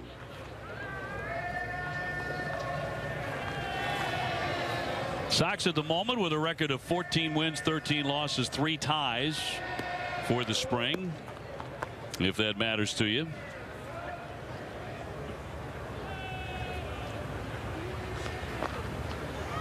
Kelly thinking about a strikeout, could really use one right now. The 2-2 to Sano. Foul away. And if it does matter to you, the spring training record, then you haven't watched a lot of spring training baseball. we're getting very seriously concerned for you, for your mental well-being, if it really matters. And ideally you want to win more than you lose, or be 500 anyway. Well, you see very little strategy in spring training. You see a lot of people that you never see again. That's exactly right. Some of you actually will never see again. And he misses there to make it 3-2. So been a rocky inning so far for Kelly, as he's walked 2 men. Now he's gone full on the number 4 hitter, the cleanup man, Sano. And this is a guy, if you make a mistake in the wrong spot, he can hit it an awfully long way.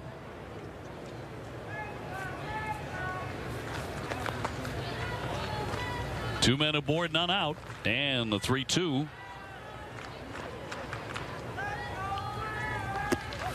And he's walked the bases loaded. So Joe Kelly a bit all over the place here in the 6th inning.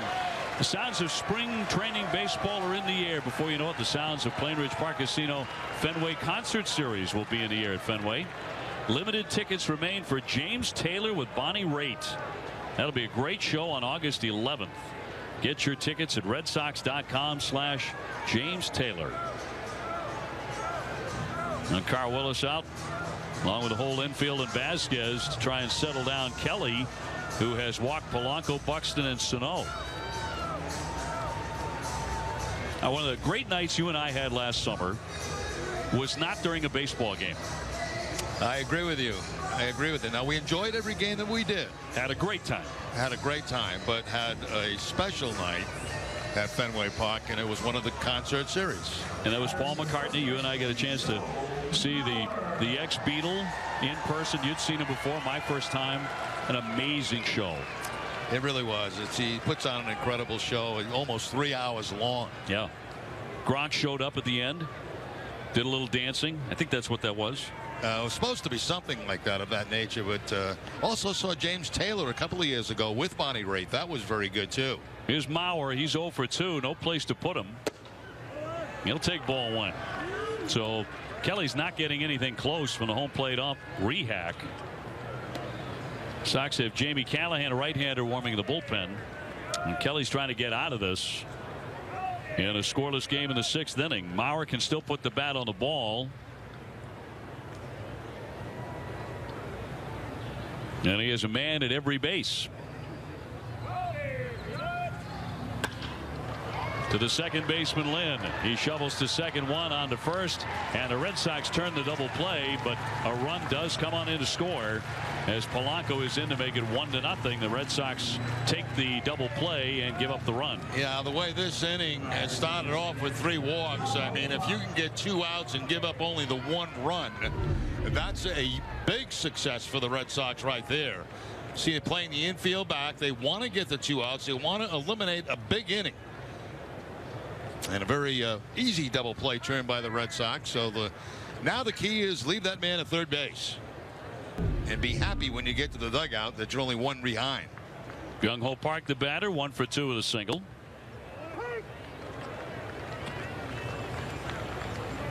One of the men that Vasquez has gotten on the bases today, picked him off second in the 2nd inning.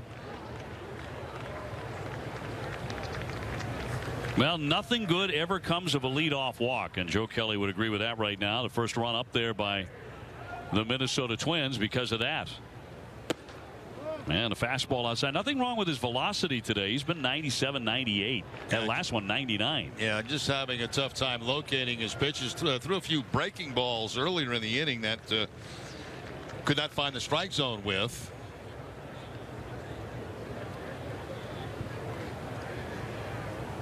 Man at third base with 2 down. And he overthrew that one. Garrett Austin will have Chris Sale after this inning of baseball is complete. Interested to hear Chris' thoughts today. He went 5 scoreless innings with 6 strikeouts, 1 walk, and continues to pitch brilliantly as he gets ready for opening week. He'll have 1 more start in the spring. Third baseman Sandoval will pluck that and retire the side, but the Twins get the first run. That was a scuffle for Kelly. Walked 3 men. Now playing on direct.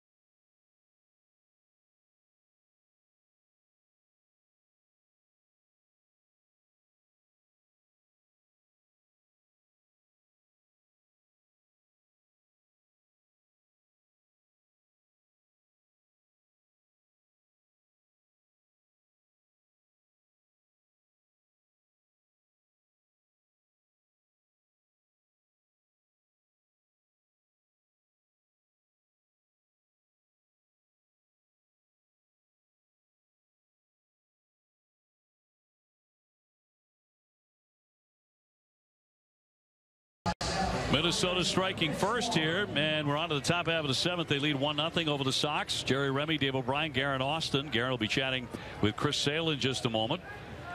This is Ryan Presley coming out of their bullpen. Sharp so far this spring, and they used him a ton, Jerry, last year. 72 appearances, 3.70 ERA, so he did just fine. Very good numbers for Presley. Not a big strikeout guy, but doesn't walk many, so he's a command pitcher. He takes over for Gibson, who went the first 6 and only allowed the Red Sox 4 hits.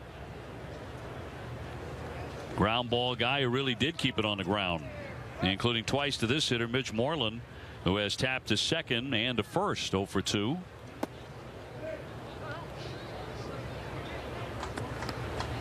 Xander Bogaerts next, and then Jackie Bradley Jr. as the Sox try and get some offense.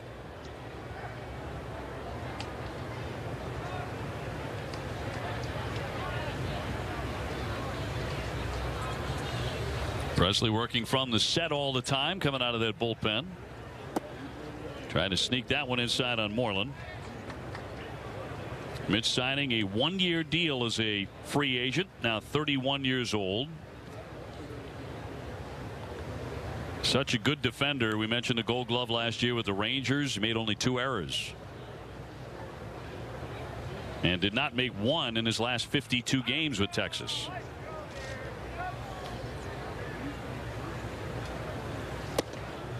Man, that's going to miss for ball 4, 4 straight. So the Red Sox have their first walk of the day. Let's go to Garrett. Obi, I was just in the clubhouse, and Chris Sale told reporters he felt good today. He did what he wanted to accomplish, and he also talked about the defense and Christian Vasquez. Here's more. Yeah, and I feel like I could have gone out there for another one too.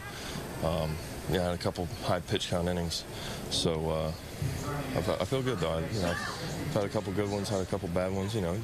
Figure it out along the way, but it's nice when you get some help from the guys behind you too. Helpful to face a team like the Twins that you've seen, that obviously quite a bit, to just be able to put yourself in the mindset of game situations and what you'll be doing when it matters. Yeah, not only that, but just really having to lock it in. I mean, this team, I threw batting practice with them for a couple of years now, so they've had their way with me. So it was nice to be able to, face somebody like that, and really have to lock it in. Like I said, anytime you can get a spring training game to feel like a regular season game, the better off you're going to be. So, what better team than these guys? I've seen them a lot, and they've seen a lot of me. So, just getting there. Well, great to hear from Chris Sale, and it sounds like his spring is playing out, Jerry, exactly as he wants it, precisely as the Red Sox envisioned. Absolutely, and he's the kind of guy, he's going to throw those gems where you're just going to be in awe. But, even like today, for example, may not have been his best stuff, but still, I mean, look at the scoreboard. It's a 1-0 ball game, so he's going to keep you in games, that's for sure. And when he needed it, 97-98 was there for big strikeouts. That one down into the dirt on Xander, who has flied to left and flied out to right field. Be a good time right here to play a little hit and run. Be the Red Sox. Bogarts at the plate. 2-1 count. Moreland at first base now with great speed. See if they maybe try to go a little first and third action. We'll see. Again, it's spring training and not a lot of strategy. Xander in the 6th spot. You fond of that idea? I am. I like it. I think it gives him a lot of RBI opportunities. Last year drove in 89. 2-1 runner holding. Now 3 balls and a strike. Now you got a guy out there right now that's having a difficult time, like Kelly, finding the strike zone coming out of the bullpen. No, that was not the case with the 2 starters. I mean, Sale doesn't walk anybody anyway. He walked only 1 man. So it's just his 2nd walk of the entire spring. And Kyle Gibson, his opponent today, didn't walk a single Red Sox batter through his 6 innings. Yeah, Gibson went a little bit overlooked today. He was very good in this game against this Red Sox lineup. 6 scoreless. 1-0 Twins here in the 7th.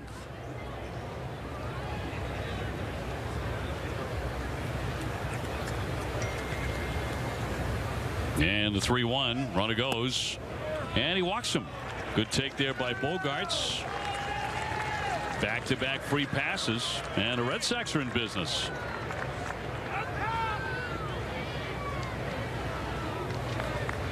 And a batter will be JBJ.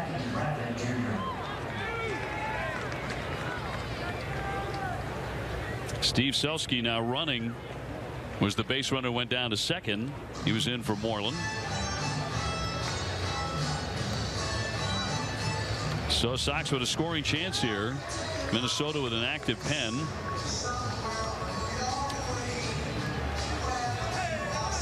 Neil Allen, their pitching coach, out to the hill.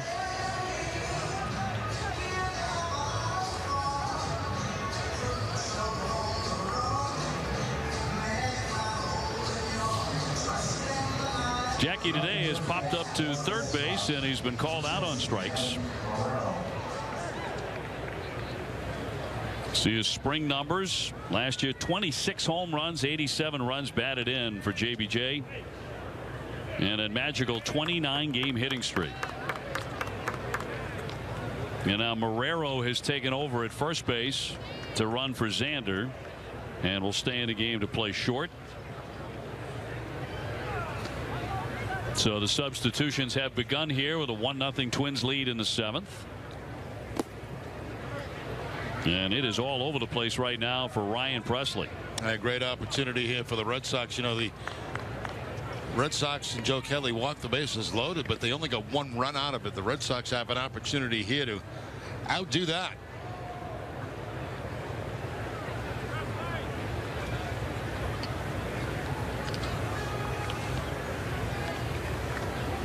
Selski and Marrero get their leads. And a strike. And a mock cheer from the crowd here at the Twins complex. Folks get a little frustrated with all the ball fours. Don't hear much of that here in Florida. Except when a table becomes available at a restaurant at about 6:30. The 1-1 trickled foul. You try to eat between 5 and 7:30 down here. Forget it. Forget it. You're in line for 2 hours. You get a line up at like noon. And I like the way they hover around like you're sitting in the bar tables, and they just hover around and they're watching you eat. Right. Like, are you done with that shrimp? Yeah. Will you please leave? Looks done to me. 1-2. That's a bullet, but he was out in front and he fouls it away. I like to give him a little fake at the end, you know, when you're really done and the check's paid, and yeah. You start to get up, but then you go back down and you start thinking, should I get another glass right now? I need a little something. Yeah. Maybe another dessert, another piece of chocolate cake. Exactly. That's only if they're hovering and watching you eat the whole meal. You know, right. I like to deke them a little bit. You know. Then finally you make your move and they come blasting for the table. Blasting is a relative term. Oh, you've got a mean streak.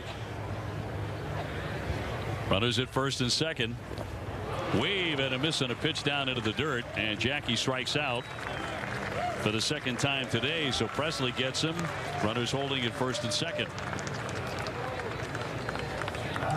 That's one thing Jackie has done quite a bit of this spring is strike out, as you mentioned, twice today, and this pitch well out of the strike zone as it bounced. A nice job behind the plate there by Jimenez to block that ball and keep runners at first and second instead of second and third. And it's something that Jackie came into the spring wanting to correct. Yeah.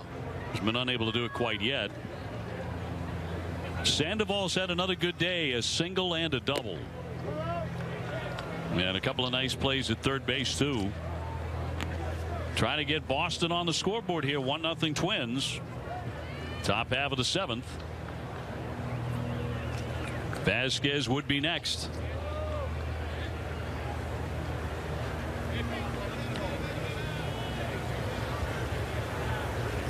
With one man out.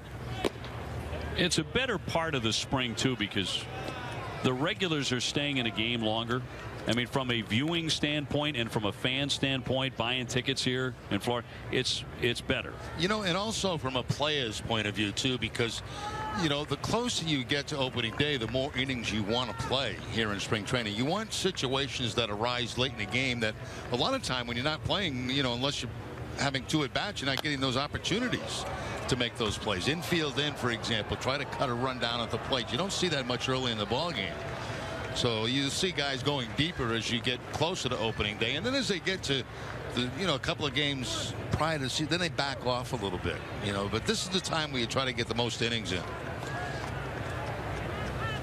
Sandoval would like the season to begin right about now. The way Pablo's locked in with the stick. Started the day hitting .353 with 4 homers and 19 RBIs, and 2 for 2 in this one.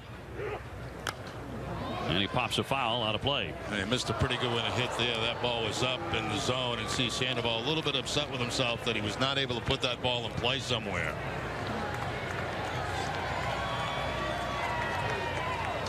The catcher Jimenez out to the mound to talk it over with Presley. Probably exactly that point. NESN Sports Today has you covered for all the top stories and highlights on the Red Sox Grapefruit League games. Preparing for the regular season to come. Red Sox spring training coverage presented by Jordan's Furniture, the furniture store of the Boston Red Sox.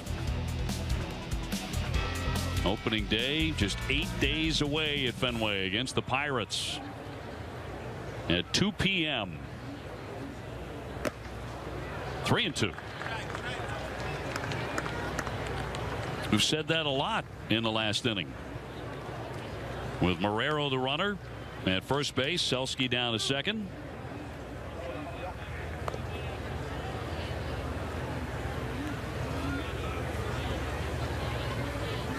Sox maybe a base hit from getting on the scoreboard. Here comes the 3-2. And he got him to chase it. Down he goes for strike 3. So back-to-back Ks by Presley. It looks like he may have chased one that was outside the strike zone. Sandoval having to reach for this. I don't believe that was a strike. It looked like it was outside, and Sandoval looking back at the umpire, asking him, you know, sometimes hitters will do that. Was that a strike that I swung at? And the umpire will tell you, no, it was a little bit outside, or maybe it hit the corner. They'll let you know. Did you ever get a "what are you asking me for"? No, they're pretty good about stuff like that. Like it had a little too much movement. Oh, that one stroked deep to left field by Vasquez. Racing back Rosario. That ball's out of the berm. And the Red Sox with a 3-run homer have taken a lead against the Minnesota Twins. He's had himself a day. Sox on top 3-1. He got a pitch to turn and rip, and Vasquez did not miss it. Yeah, Vasquez, after a couple of ground ball outs in this ball game, he jumps on the first pitch. What an afternoon he has had defensively. And we talked about the back-to-back walks. Could the Red Sox make it hurt? And it certainly did. When you think about Joe Kelly walking 3 guys, only giving up the 1 run. The double play was big. Yeah, you made that point at the time, and I think it's a great point. Minimizing the damage, only the 1 run, and now the Red Sox really make this guy pay for the back-to-back walks, and now the 3-run shot by Christian Vasquez, who hit 1 last year. He's thrown 2 men out on the bases today and blasted a 3-run shot, so he is all over this one. In there for a strike on Lynn. He came on to relieve Dustin Pedroia. You heard the praise from Chris Sale for Vasquez, and now he does it with the bat.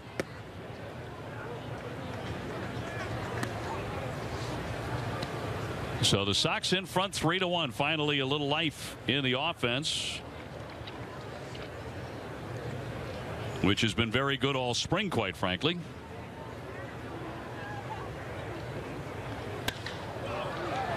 Popped into left field. That's dropping, but on to get it, Rosario, and that will retire the side. But the Red Sox, with 2 walks and a 3-run homer, are in front here in the 7th inning. Christian Vasquez with an outstanding spring afternoon here in Florida, and the Sox are in front.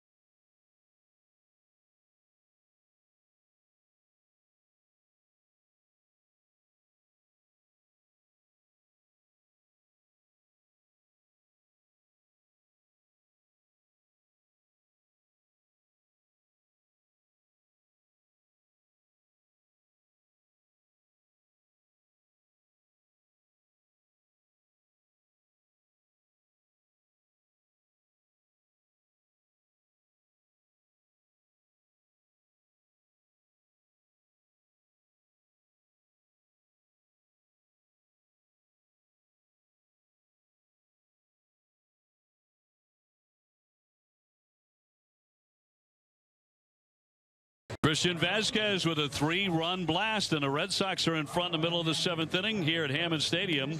Spring home of the Twins. Jerry Remy, Dave O'Brien, Garen Austin alongside, and the Red Sox are on top 3-1.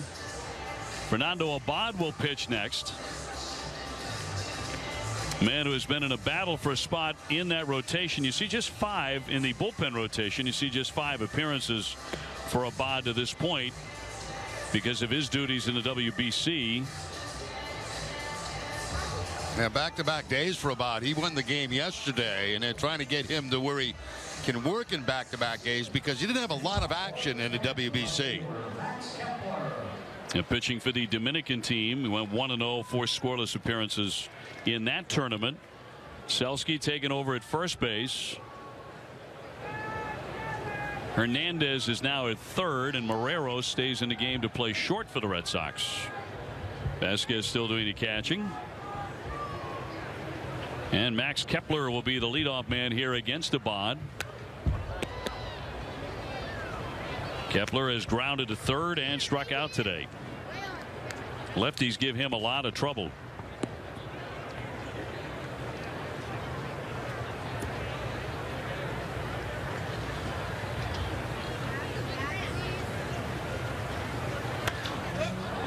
Popped him up. Foul off first base. Vasquez wants it. Out number 1. Jordan's Furniture is the furniture store of the Boston Red Sox. Right now, you can get up to 60 months no interest with equal payments.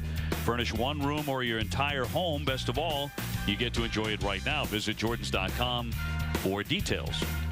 You know, Dave, when you're getting to this point of spring training, you've got obviously, very close to the end.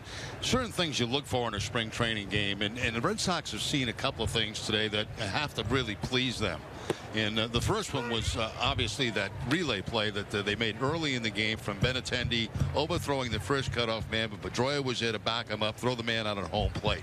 We've seen the defense of Vasquez behind the plate. So they've been executing the fundamentals beautifully. And those more than performance, I think, you're looking at things like that because those are things you've been working on all spring training. And you'd like to see those come into play, especially late in spring.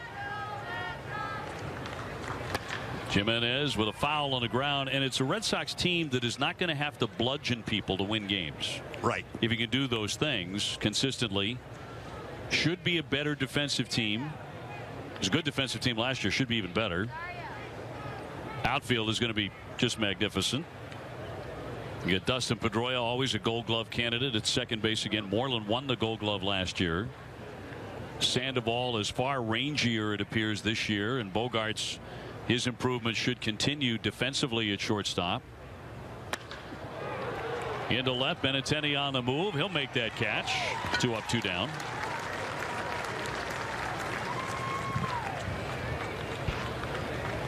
And obviously with the addition of Sale in the rotation, to me the guy who's going to be more fascinating to watch than just about anyone, because so many of the guys have track records. Porcello just won the Cy Young. Price, when he's healthy again, should be David Price. Sale is a Cy Young candidate every year. He's going to be Rodriguez. Yeah. Eduardo Rodriguez. Huge upside there. And, we've talked in the last couple of years about, improving that slider, and it has been better this spring for him. To me, that's a key pitch for him. You might notice a trend here where the infield is out of the game. The outfield remains in. Yeah, Benintendi, Bradley, Betts, they'll probably play close to the whole game. They will not make the road trip tomorrow. They'll stay back. What John Farrell is going to do is send the infield tomorrow, keep the outfield back, and then the next day just the opposite.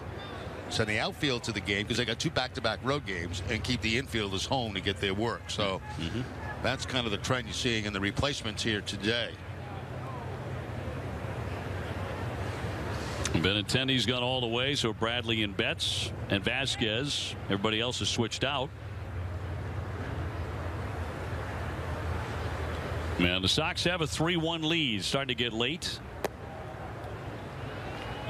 Rosario has singled and doubled for the Twins, so he's 2 for 2, but he's also caught stealing by Vasquez at third base.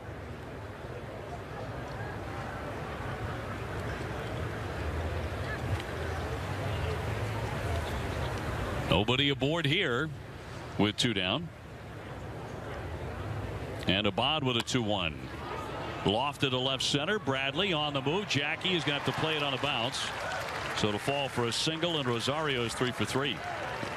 Yeah, pretty good production out of the 9 spot today. Single, double, single. And there's the look at the rest of spring training for the Red Sox on Nesson. Tuesday, 6 o'clock game up in Bradenton, and then on to Washington.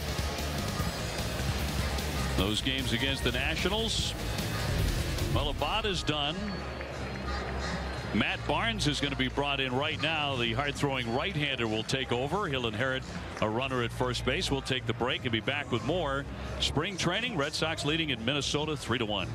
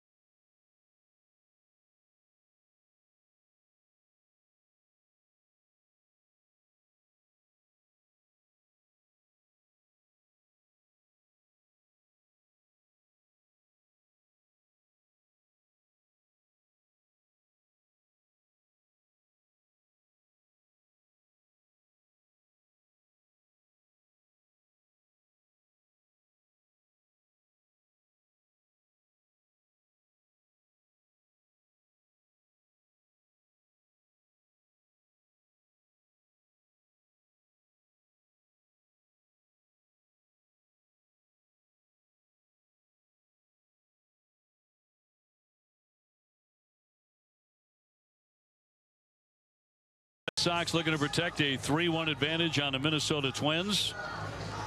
And Matt Barnes is out of the bullpen. And of the 58 players in the Sox camp, he is the only one born in New England, a 26-year-old from Danbury, Connecticut. Runner on at first base, and Brian Dozier, a very dangerous leadoff man. We'll test him here. Dozier has gone 1 for 3 with a single. Barnes has not allowed a run in some time in spring training. He's been very sharp. That was a little bit of a surprise there. It looked like a pitch out on the first pitch. Red Sox do have a 2-run lead, but they were expecting Rosario to run on the first pitch. And he can. Good wheels over there at first base. There are 2 down. It skips away from Vasquez, so that'll advance the runner. Rosario will take a big turn, but he'll be content with second on the wild pitch.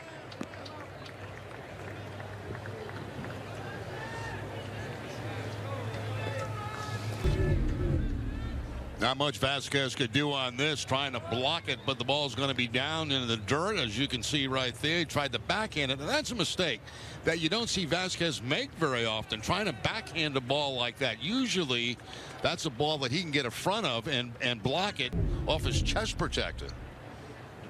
So his perfect game's over. I'll take his day, though. Yeah. Overthrown there to make it 3-0.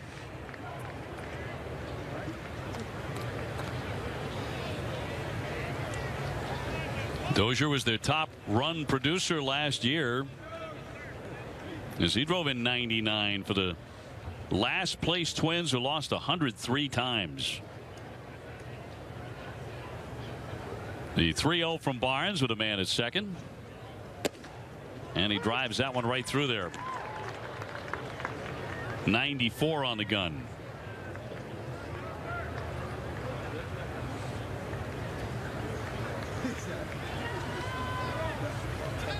Only run from Minnesota scored in the 6th inning. Joe Kelly came out of the bullpen after Sale went 5 scoreless, and Joe walked the first 3 men he faced. Then he got a double play ball that drove in a run. And that's been it for the Twins. Oh, he went chasing there on the high stuff, and it's 3-2. Yeah, he's got that kind of velocity too, does Bonds, that you throw the ball up around the letters or higher, he's got the kind of velocity, you're not going to catch up to it.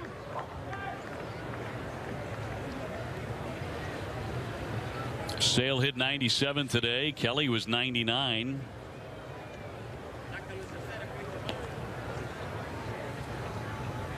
Let's see what Barnes comes up with here in the 3-2 to Dozier.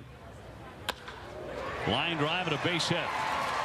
Rosario around third. Benintendi coming home. It'll be cut and the run is in. That'll make it a one-run game on the RBI single by Brian Dozier. 3-2 Boston. So the wild pitch was a factor.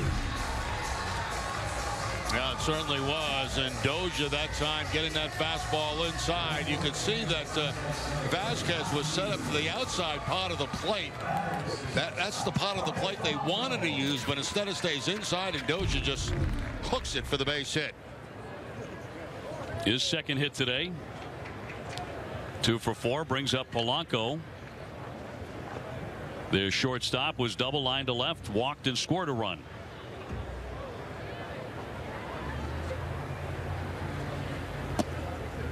He'll take ball 1. I believe the pinch runner at first base for Dozier is Field. Tommy Field.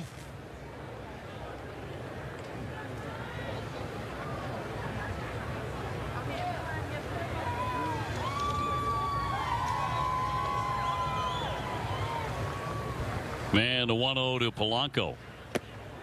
Tried a breaking ball. 2-0.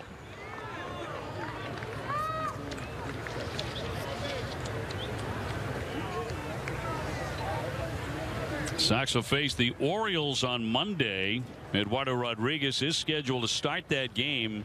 Craig Kimbrell to pitch as well against the Orioles. Final week of spring training baseball coming up. We talked about Rodriguez and how good he's been.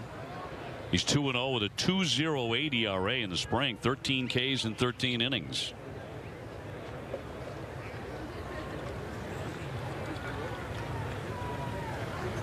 Red Sox with a decisively left-handed rotation. Here's the 3-0 pitch.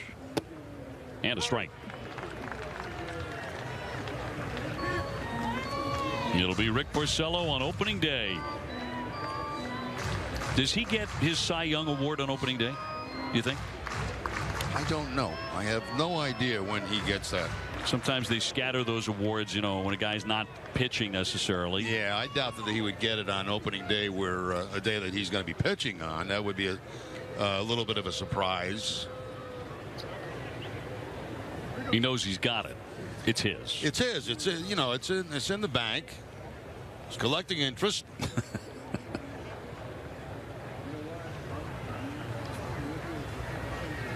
Two down. Here's the 3-1. Runner goes. And pop foul out of play. We had Rick on Nesson when he got the announcement that he got the Cy Young, and you know, Rick doesn't show much emotion, you know, but he tried to be stoic, and then he just kind of broke down, you know, when we were talking to him, and it was really a fun interview to do. His whole family was with him, right, expecting the call. He talked about how much it meant to his family too, you know, which is very touching. Families are with you every step of the way. 3-2 looking for a K. And got it. Dandy of a breaking ball to freeze Polanco and get out of the inning, but the Twins get another run back, and this one tightens up. We go to the 8th. 3-2 Red Sox.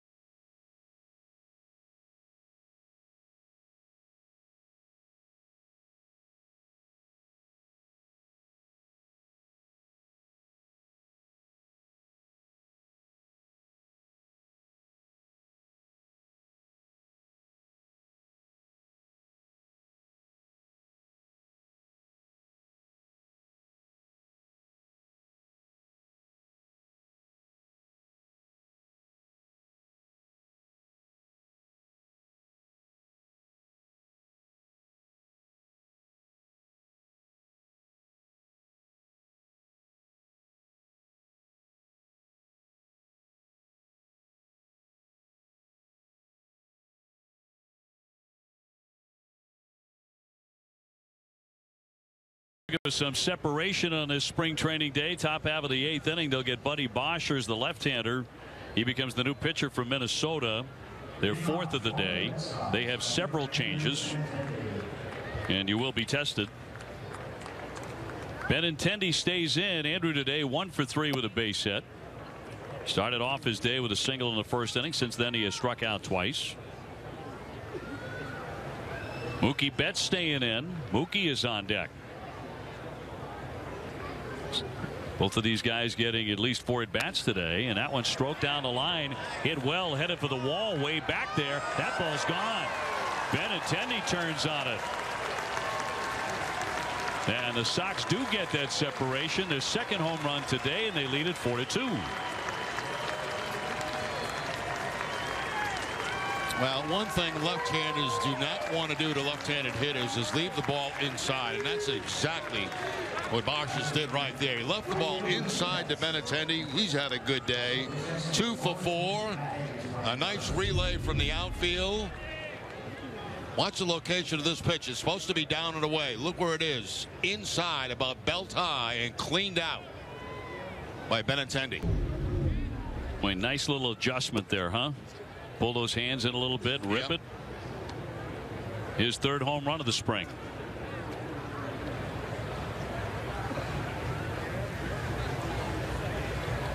That kid just oozes talent. And a base hit for Mookie Betts as he slaps it into left field. He is 1 for 4. The Red Sox have come to life here in the last couple of innings. Looks like we've got a pinch runner at first base for Mookie Betts. So Mookie's day is done. From the Red Sox, number 59, Sam Travis. And here comes Sam Travis, who's had another one of those springs.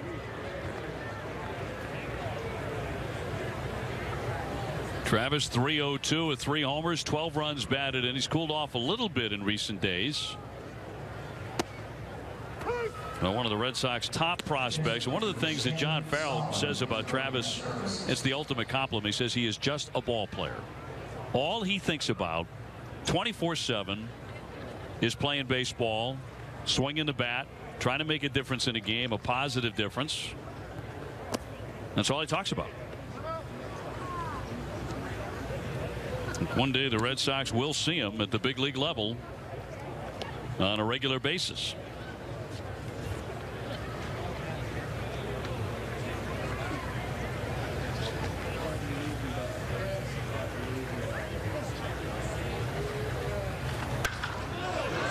Shot into right field, another base hit for him, and Manje had been running for him, is down to second. So the Red Sox continue to press the matter here in the later innings. First and second, nobody out. Yeah, the offense had been stagnant early in the ball game against Gibson, but since the relief corps has come in, 3 runs last inning, the home run, and a couple of base hits here in the 8th. That'll send up Selski with Marrero to follow him. Red Sox in front 4-2. Pair of home runs in the last 2 innings for Boston. Vasquez and Benintendi. And the righty takes one up high for ball 1.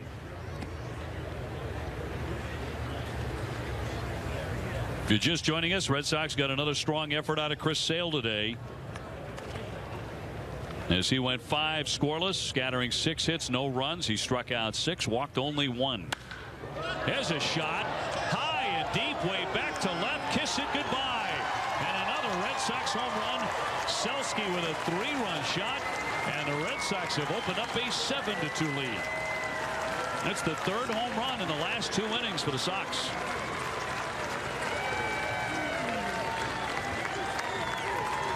And all of a sudden, the baseball is flying. Yeah, nothing cheap about any one of the home runs that were hit by the Red Sox either. All good, solid contact. The one by Vasquez, the one by Benintendi pulling the ball, and now Selski, no doubter.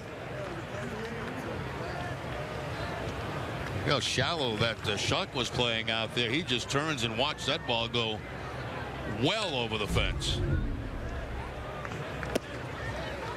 The Red Sox have scored all of their runs in the 7th and 8th innings today.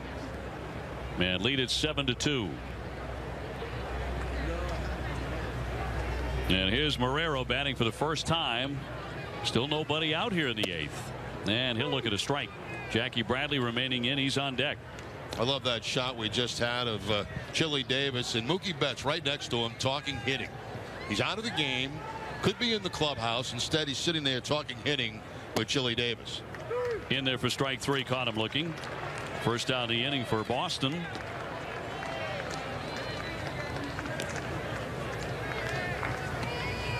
You know, most guys that get out of the game right to the clubhouse, some immediately get into a car and go back to the other side of Fort Myers. Yes, some are heading for the first tee. That's a good point. Now Mookie staying in and picking up pearls of wisdom from Chile. Jackie Bradley today has struck out twice and popped up to third base.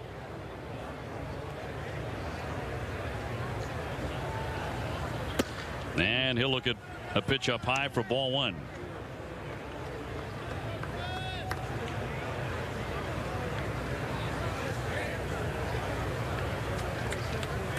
Jackie striking out his last couple of times up, trying to reduce those Ks. That one sneaks in for a strike.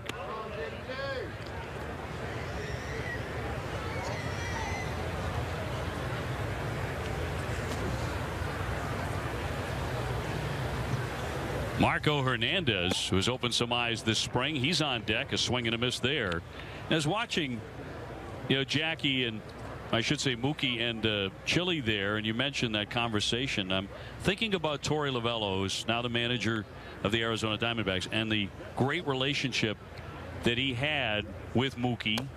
Not just Mookie Betts, many of the young players, all players I thought on this team, but is this going to be the next combination? Every time we turn around we see Mookie and Chili Davis. Is he going to be his go-to guy even more now? Yeah, it could be. With Torey, it was more about talking about the game itself, like, when should I run, when, what about this situation, that situation, and Torey would have great advice for him, and he takes everything in so well. And most of the time when you're around your hitting coach, what you're talking about is hitting. What did you see in my first at bat? What did you see in my second at bat? What was the difference when I got the base hit? Things like that. He's always trying to learn something. Good guy to lean on. A 19-year career, 350 home runs. And Jackie hit that one sharply, but he's an out. 0 for 4 today.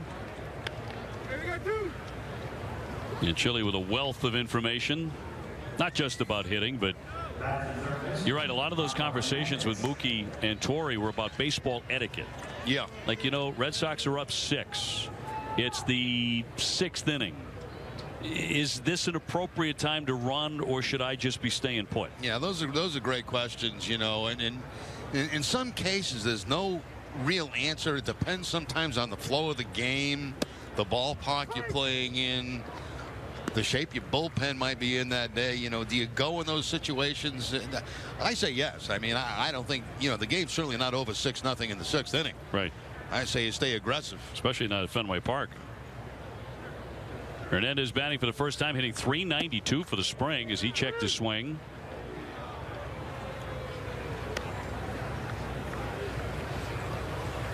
Red Sox leading 7-2.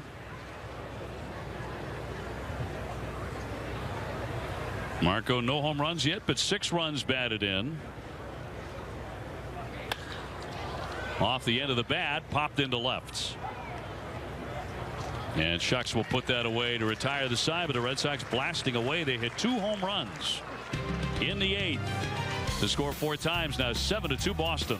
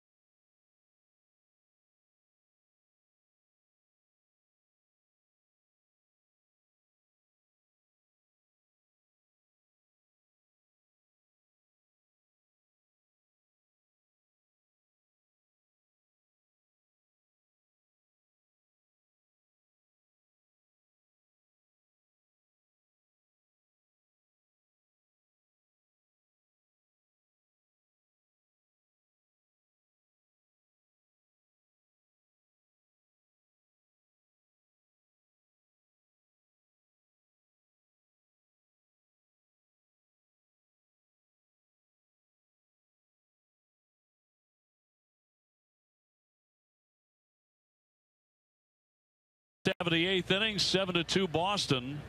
And Barnes will stay on and pitch into his 2nd inning against the Twins. And Danny Santana leading things off for Minnesota.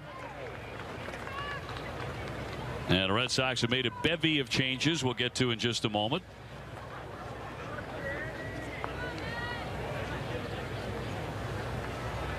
Seven runs on 9 hits for the Sox. Have hit 3 homers.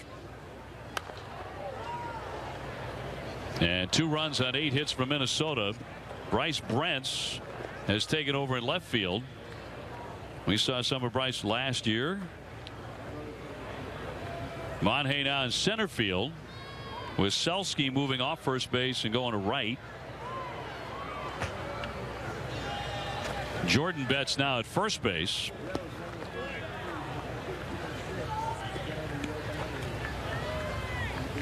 Jordan Betts and Austin Ray is the new catcher. Vasquez had an outstanding day behind the plate and in the batter's box.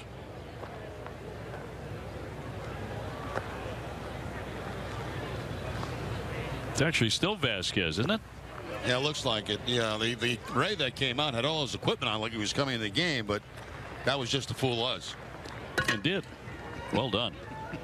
Well done.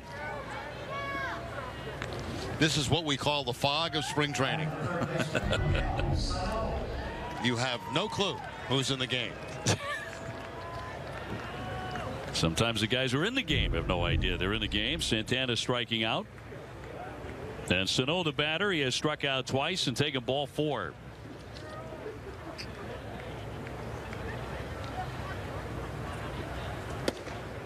And ripped right through there for strike 1 from Barnes.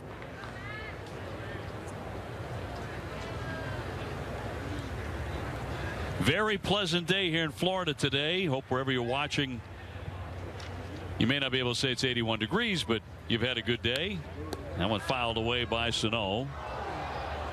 We're already looking ahead to the opening day forecast. Might be a little premature to do that, but I did take a peek today. It's 8 days out. Anything can change, but it did say sunny and close to 50 at Fenway. Well, still time to change and get a little bit warmer, hopefully, for opening day. I know one thing. You get back on a plane right after this game, and where are you going, to Connecticut? Going back to Connecticut. Hey. Going to drop about 40 degrees, I think. I'm going to Naples. It's only from here. It's pretty close. You just fly everywhere you go. I know. Once in a while, I like to get a car. And your temperature doesn't fluctuate that much.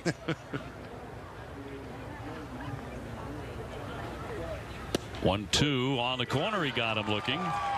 He strikes him out. Did you rent a car down here, by the way? Oh, don't even ask. I'm beginning to hear some stories. Oh, I tell you, it is just horrible. It's again, I'm not going to go into the model, but the gas tank in this car, no, I'm going to leave it a car. The gas tank has to be the size of one that you would mow your lawn with. I mean, I'm not lying, Dave. I'll go home. I'll come to the ballpark tomorrow for a little while. Go back home and have to fill up. It's a joke. Where do I get my receipts at Nesson for spring training? They're not going to believe it. They're not going to believe how many times I've filled this thing up. But if they look at the number to fill it up, it's between $17 and $20. No kidding. Yeah. It's crazy. And you've noticed the prices are skyrocketing again. Yeah, it's a piece of junk. It really is a piece of junk. It rides like a toy car. It's the worst car I've ever had in spring training. Do you want to throw out the make and model just while we're... No. But it's my fault because I had a choice when I went into the lot between a number of different same type vehicles, and this is the one I chose. And what a mistake that was. Yeah. The 1-1 outside. You should ride around with one of those red gas tanks in the back seat. I'm telling you. Well, we're going up to Bradenton, and you're doing basketball. Tom Carr and I are going up to Bradenton on Tuesday. Yeah. And he asked me if I could drive. I said, Tom, I can drive. I said, but I promise you that every half hour we're going to have to stop to fill up this tank. The pitch will miss, and the count moves to 3 balls and a strike. That one hit 95 from Barnes. You know what I'm doing a lot lately? I'm doing a lot of Ubering. A lot of Ubering. Is that right? Yeah. Worked out pretty well for me. And I don't worry about the gas price. That's on the guy. You know, it's his ride. It's his car. The 3-1. And fills up the count on Matt Haig with the bases empty. Red Sox on top 7-2. Harder to get those Ubers, though, in the smaller towns, I've found. But big cities, it's great. Yeah, well, Detroit, we're going to have to run a car there. Oh, man. Yeah, we got a pretty good hike from the hotel to the ballpark. And Chicago, the White Sox play, forget it. I mean, you can't even get home. Sleeping at the ballpark half the time. 2 hopper to short. And Marrero will get him. Retires the side. Nice smooth frame there from Barnes. He gets him 1, 2, 3. And after 8, the Red Sox still on top here, 7-2.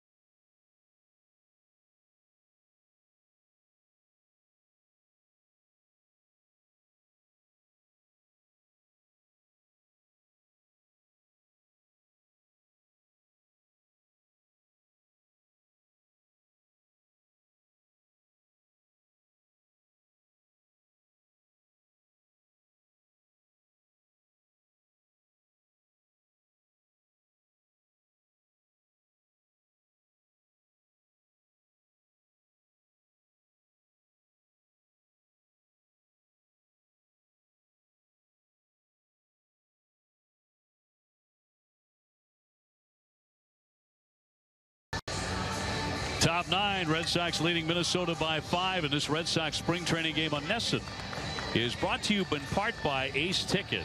Ace Ticket, Boston's trusted source for Red Sox, Bruins, and Celtics tickets. Visit Ace Ticket or call 1-800-MY-SEATS to treat someone special to a game right now. Jerry Remy, Dave O'Brien, Garen Austin. Red Sox with an explosion of home runs, hit 3 of them between the 7th and 8th innings, and have the lead against Alex Wimmers out of their bullpen. Look at his spring numbers, 1-0, 2.25. Christian Vasquez remaining in the game, taking a strike.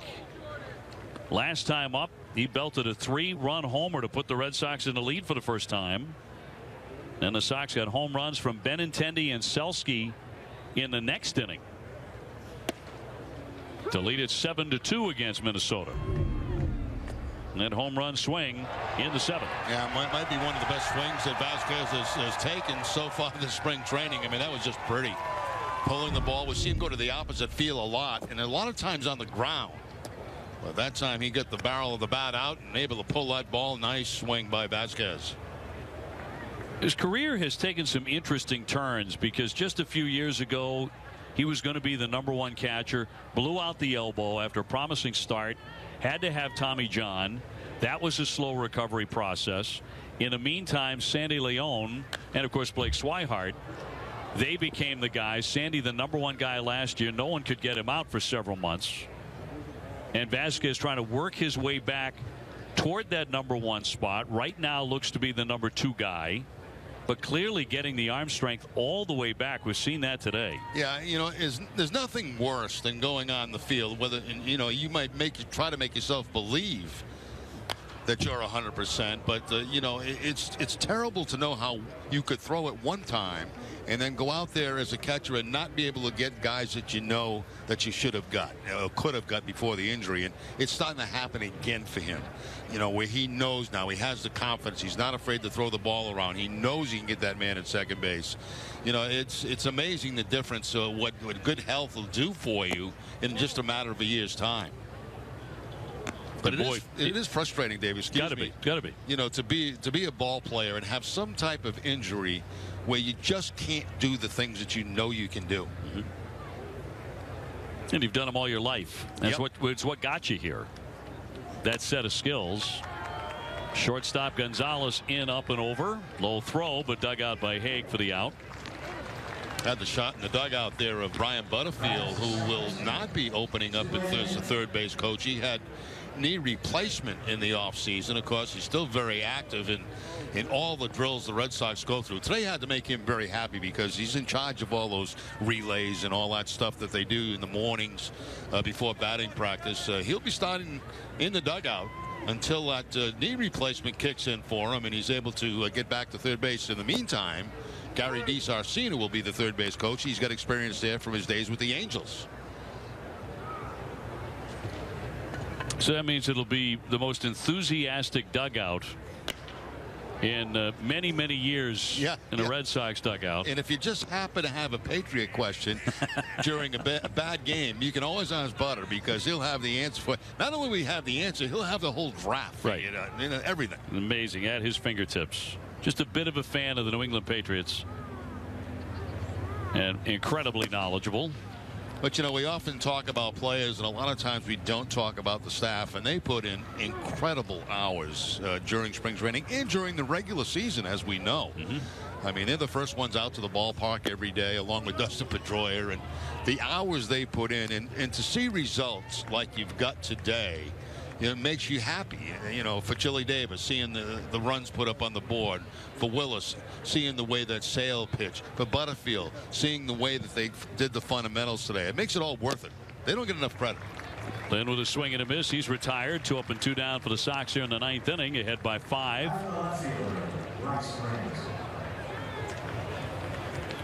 Butters he gets to the ballpark. You know, he gets there late. He gets there about 3:30 a.m. every day. That's not a lie. It's not far off. No, he's got his own key. He comes in, he does his rehab for his knee. Even when he doesn't have rehab to do, he's there very, very early. Yeah. Simply one of the great guys in baseball. Chop on the infield here. And that'll do it for the Red Sox as they go 1, 2, 3. We'll see if the Sox have enough. So far, a very good day for the Red Sox on top 7-2 as we go to the bottom of the 9th.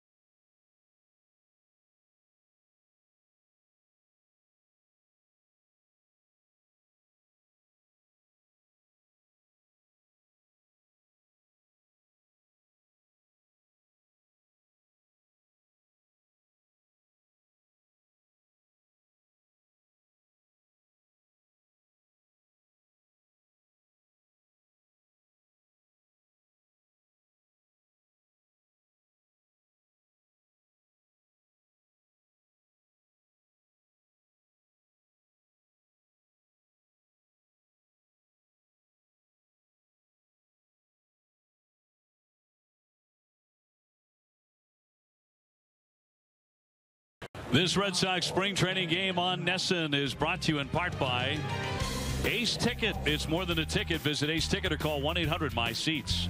By Old Dominion Freight Line, helping the world keep its promises.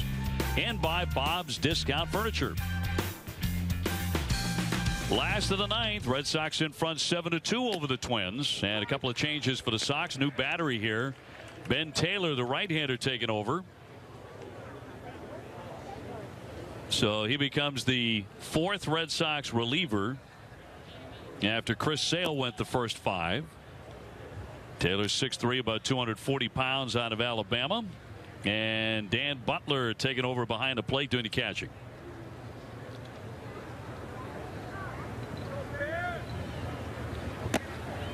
And Ben Paulson will lead things off here in the bottom of the ninth for the Twins, needing 5 to tie.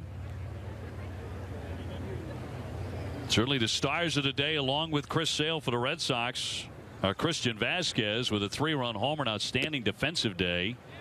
Andrew Benintendi with a home run as well and 2 hits. Red Sox getting 3 runs in the 7th, 4 more in the 8th to open up the lead. Sale went 5. He allowed 6 hits, struck out 6, did not give up a run. He looks ready for opening week. Big cut and a miss, and down he goes, strike 3.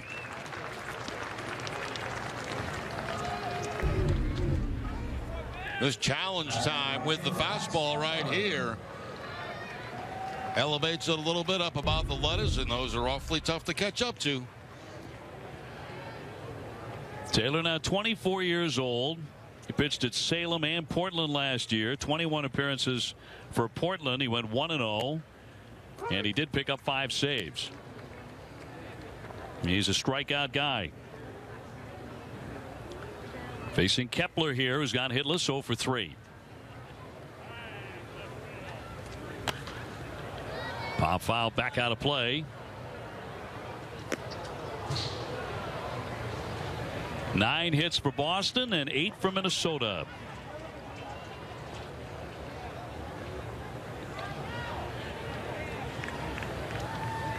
Sox trying to make it back-to-back AL East titles, and are the favorite after winning 93 games last year, finishing 4 games ahead of Toronto.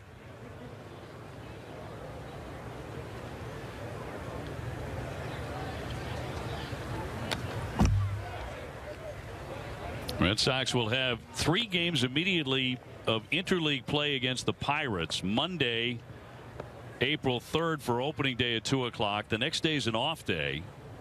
2 more against the Bucks, and then go to Detroit. And we'll play 4 consecutive day games against the Tigers. You know what that means? That means a lot of meal money going toward dinner with those day games. Absolutely. Relying on Mike Narachi, our vaunted director, to line that up for us. That's in there for strike 3. Those all-important dining plans. And Kepler not happy with the home plate umpire rehack on that one, but he goes down on strikes. It's been a long, frustrating day. He is 0 for 4, and he's K'd twice. Eddie Rodriguez in next. Could be the last man to swing today. The Red Sox on top 7-2 in the bottom of the ninth with 2 down.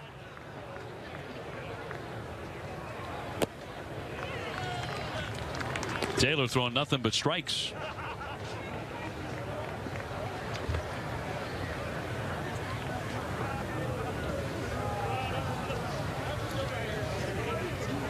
And trying to make it a 1-2-3 ninth.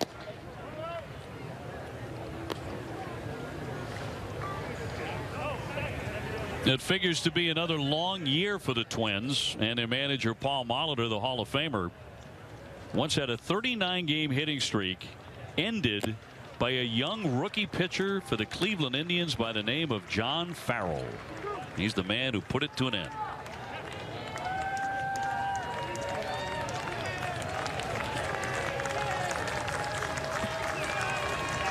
And John closing in on a spring training victory today. Here's the 1-2. Did he check? Swing and a miss, and that's the ball game. That is strike 3, and the Red Sox have won it Final score today 7-2, and that's a really nice tidy victory. It certainly was, and what I take away from this game was the Red Sox fundamentals. They really played well in the field defensively, did all the things right. Vasquez, a big star. Sale cruising again.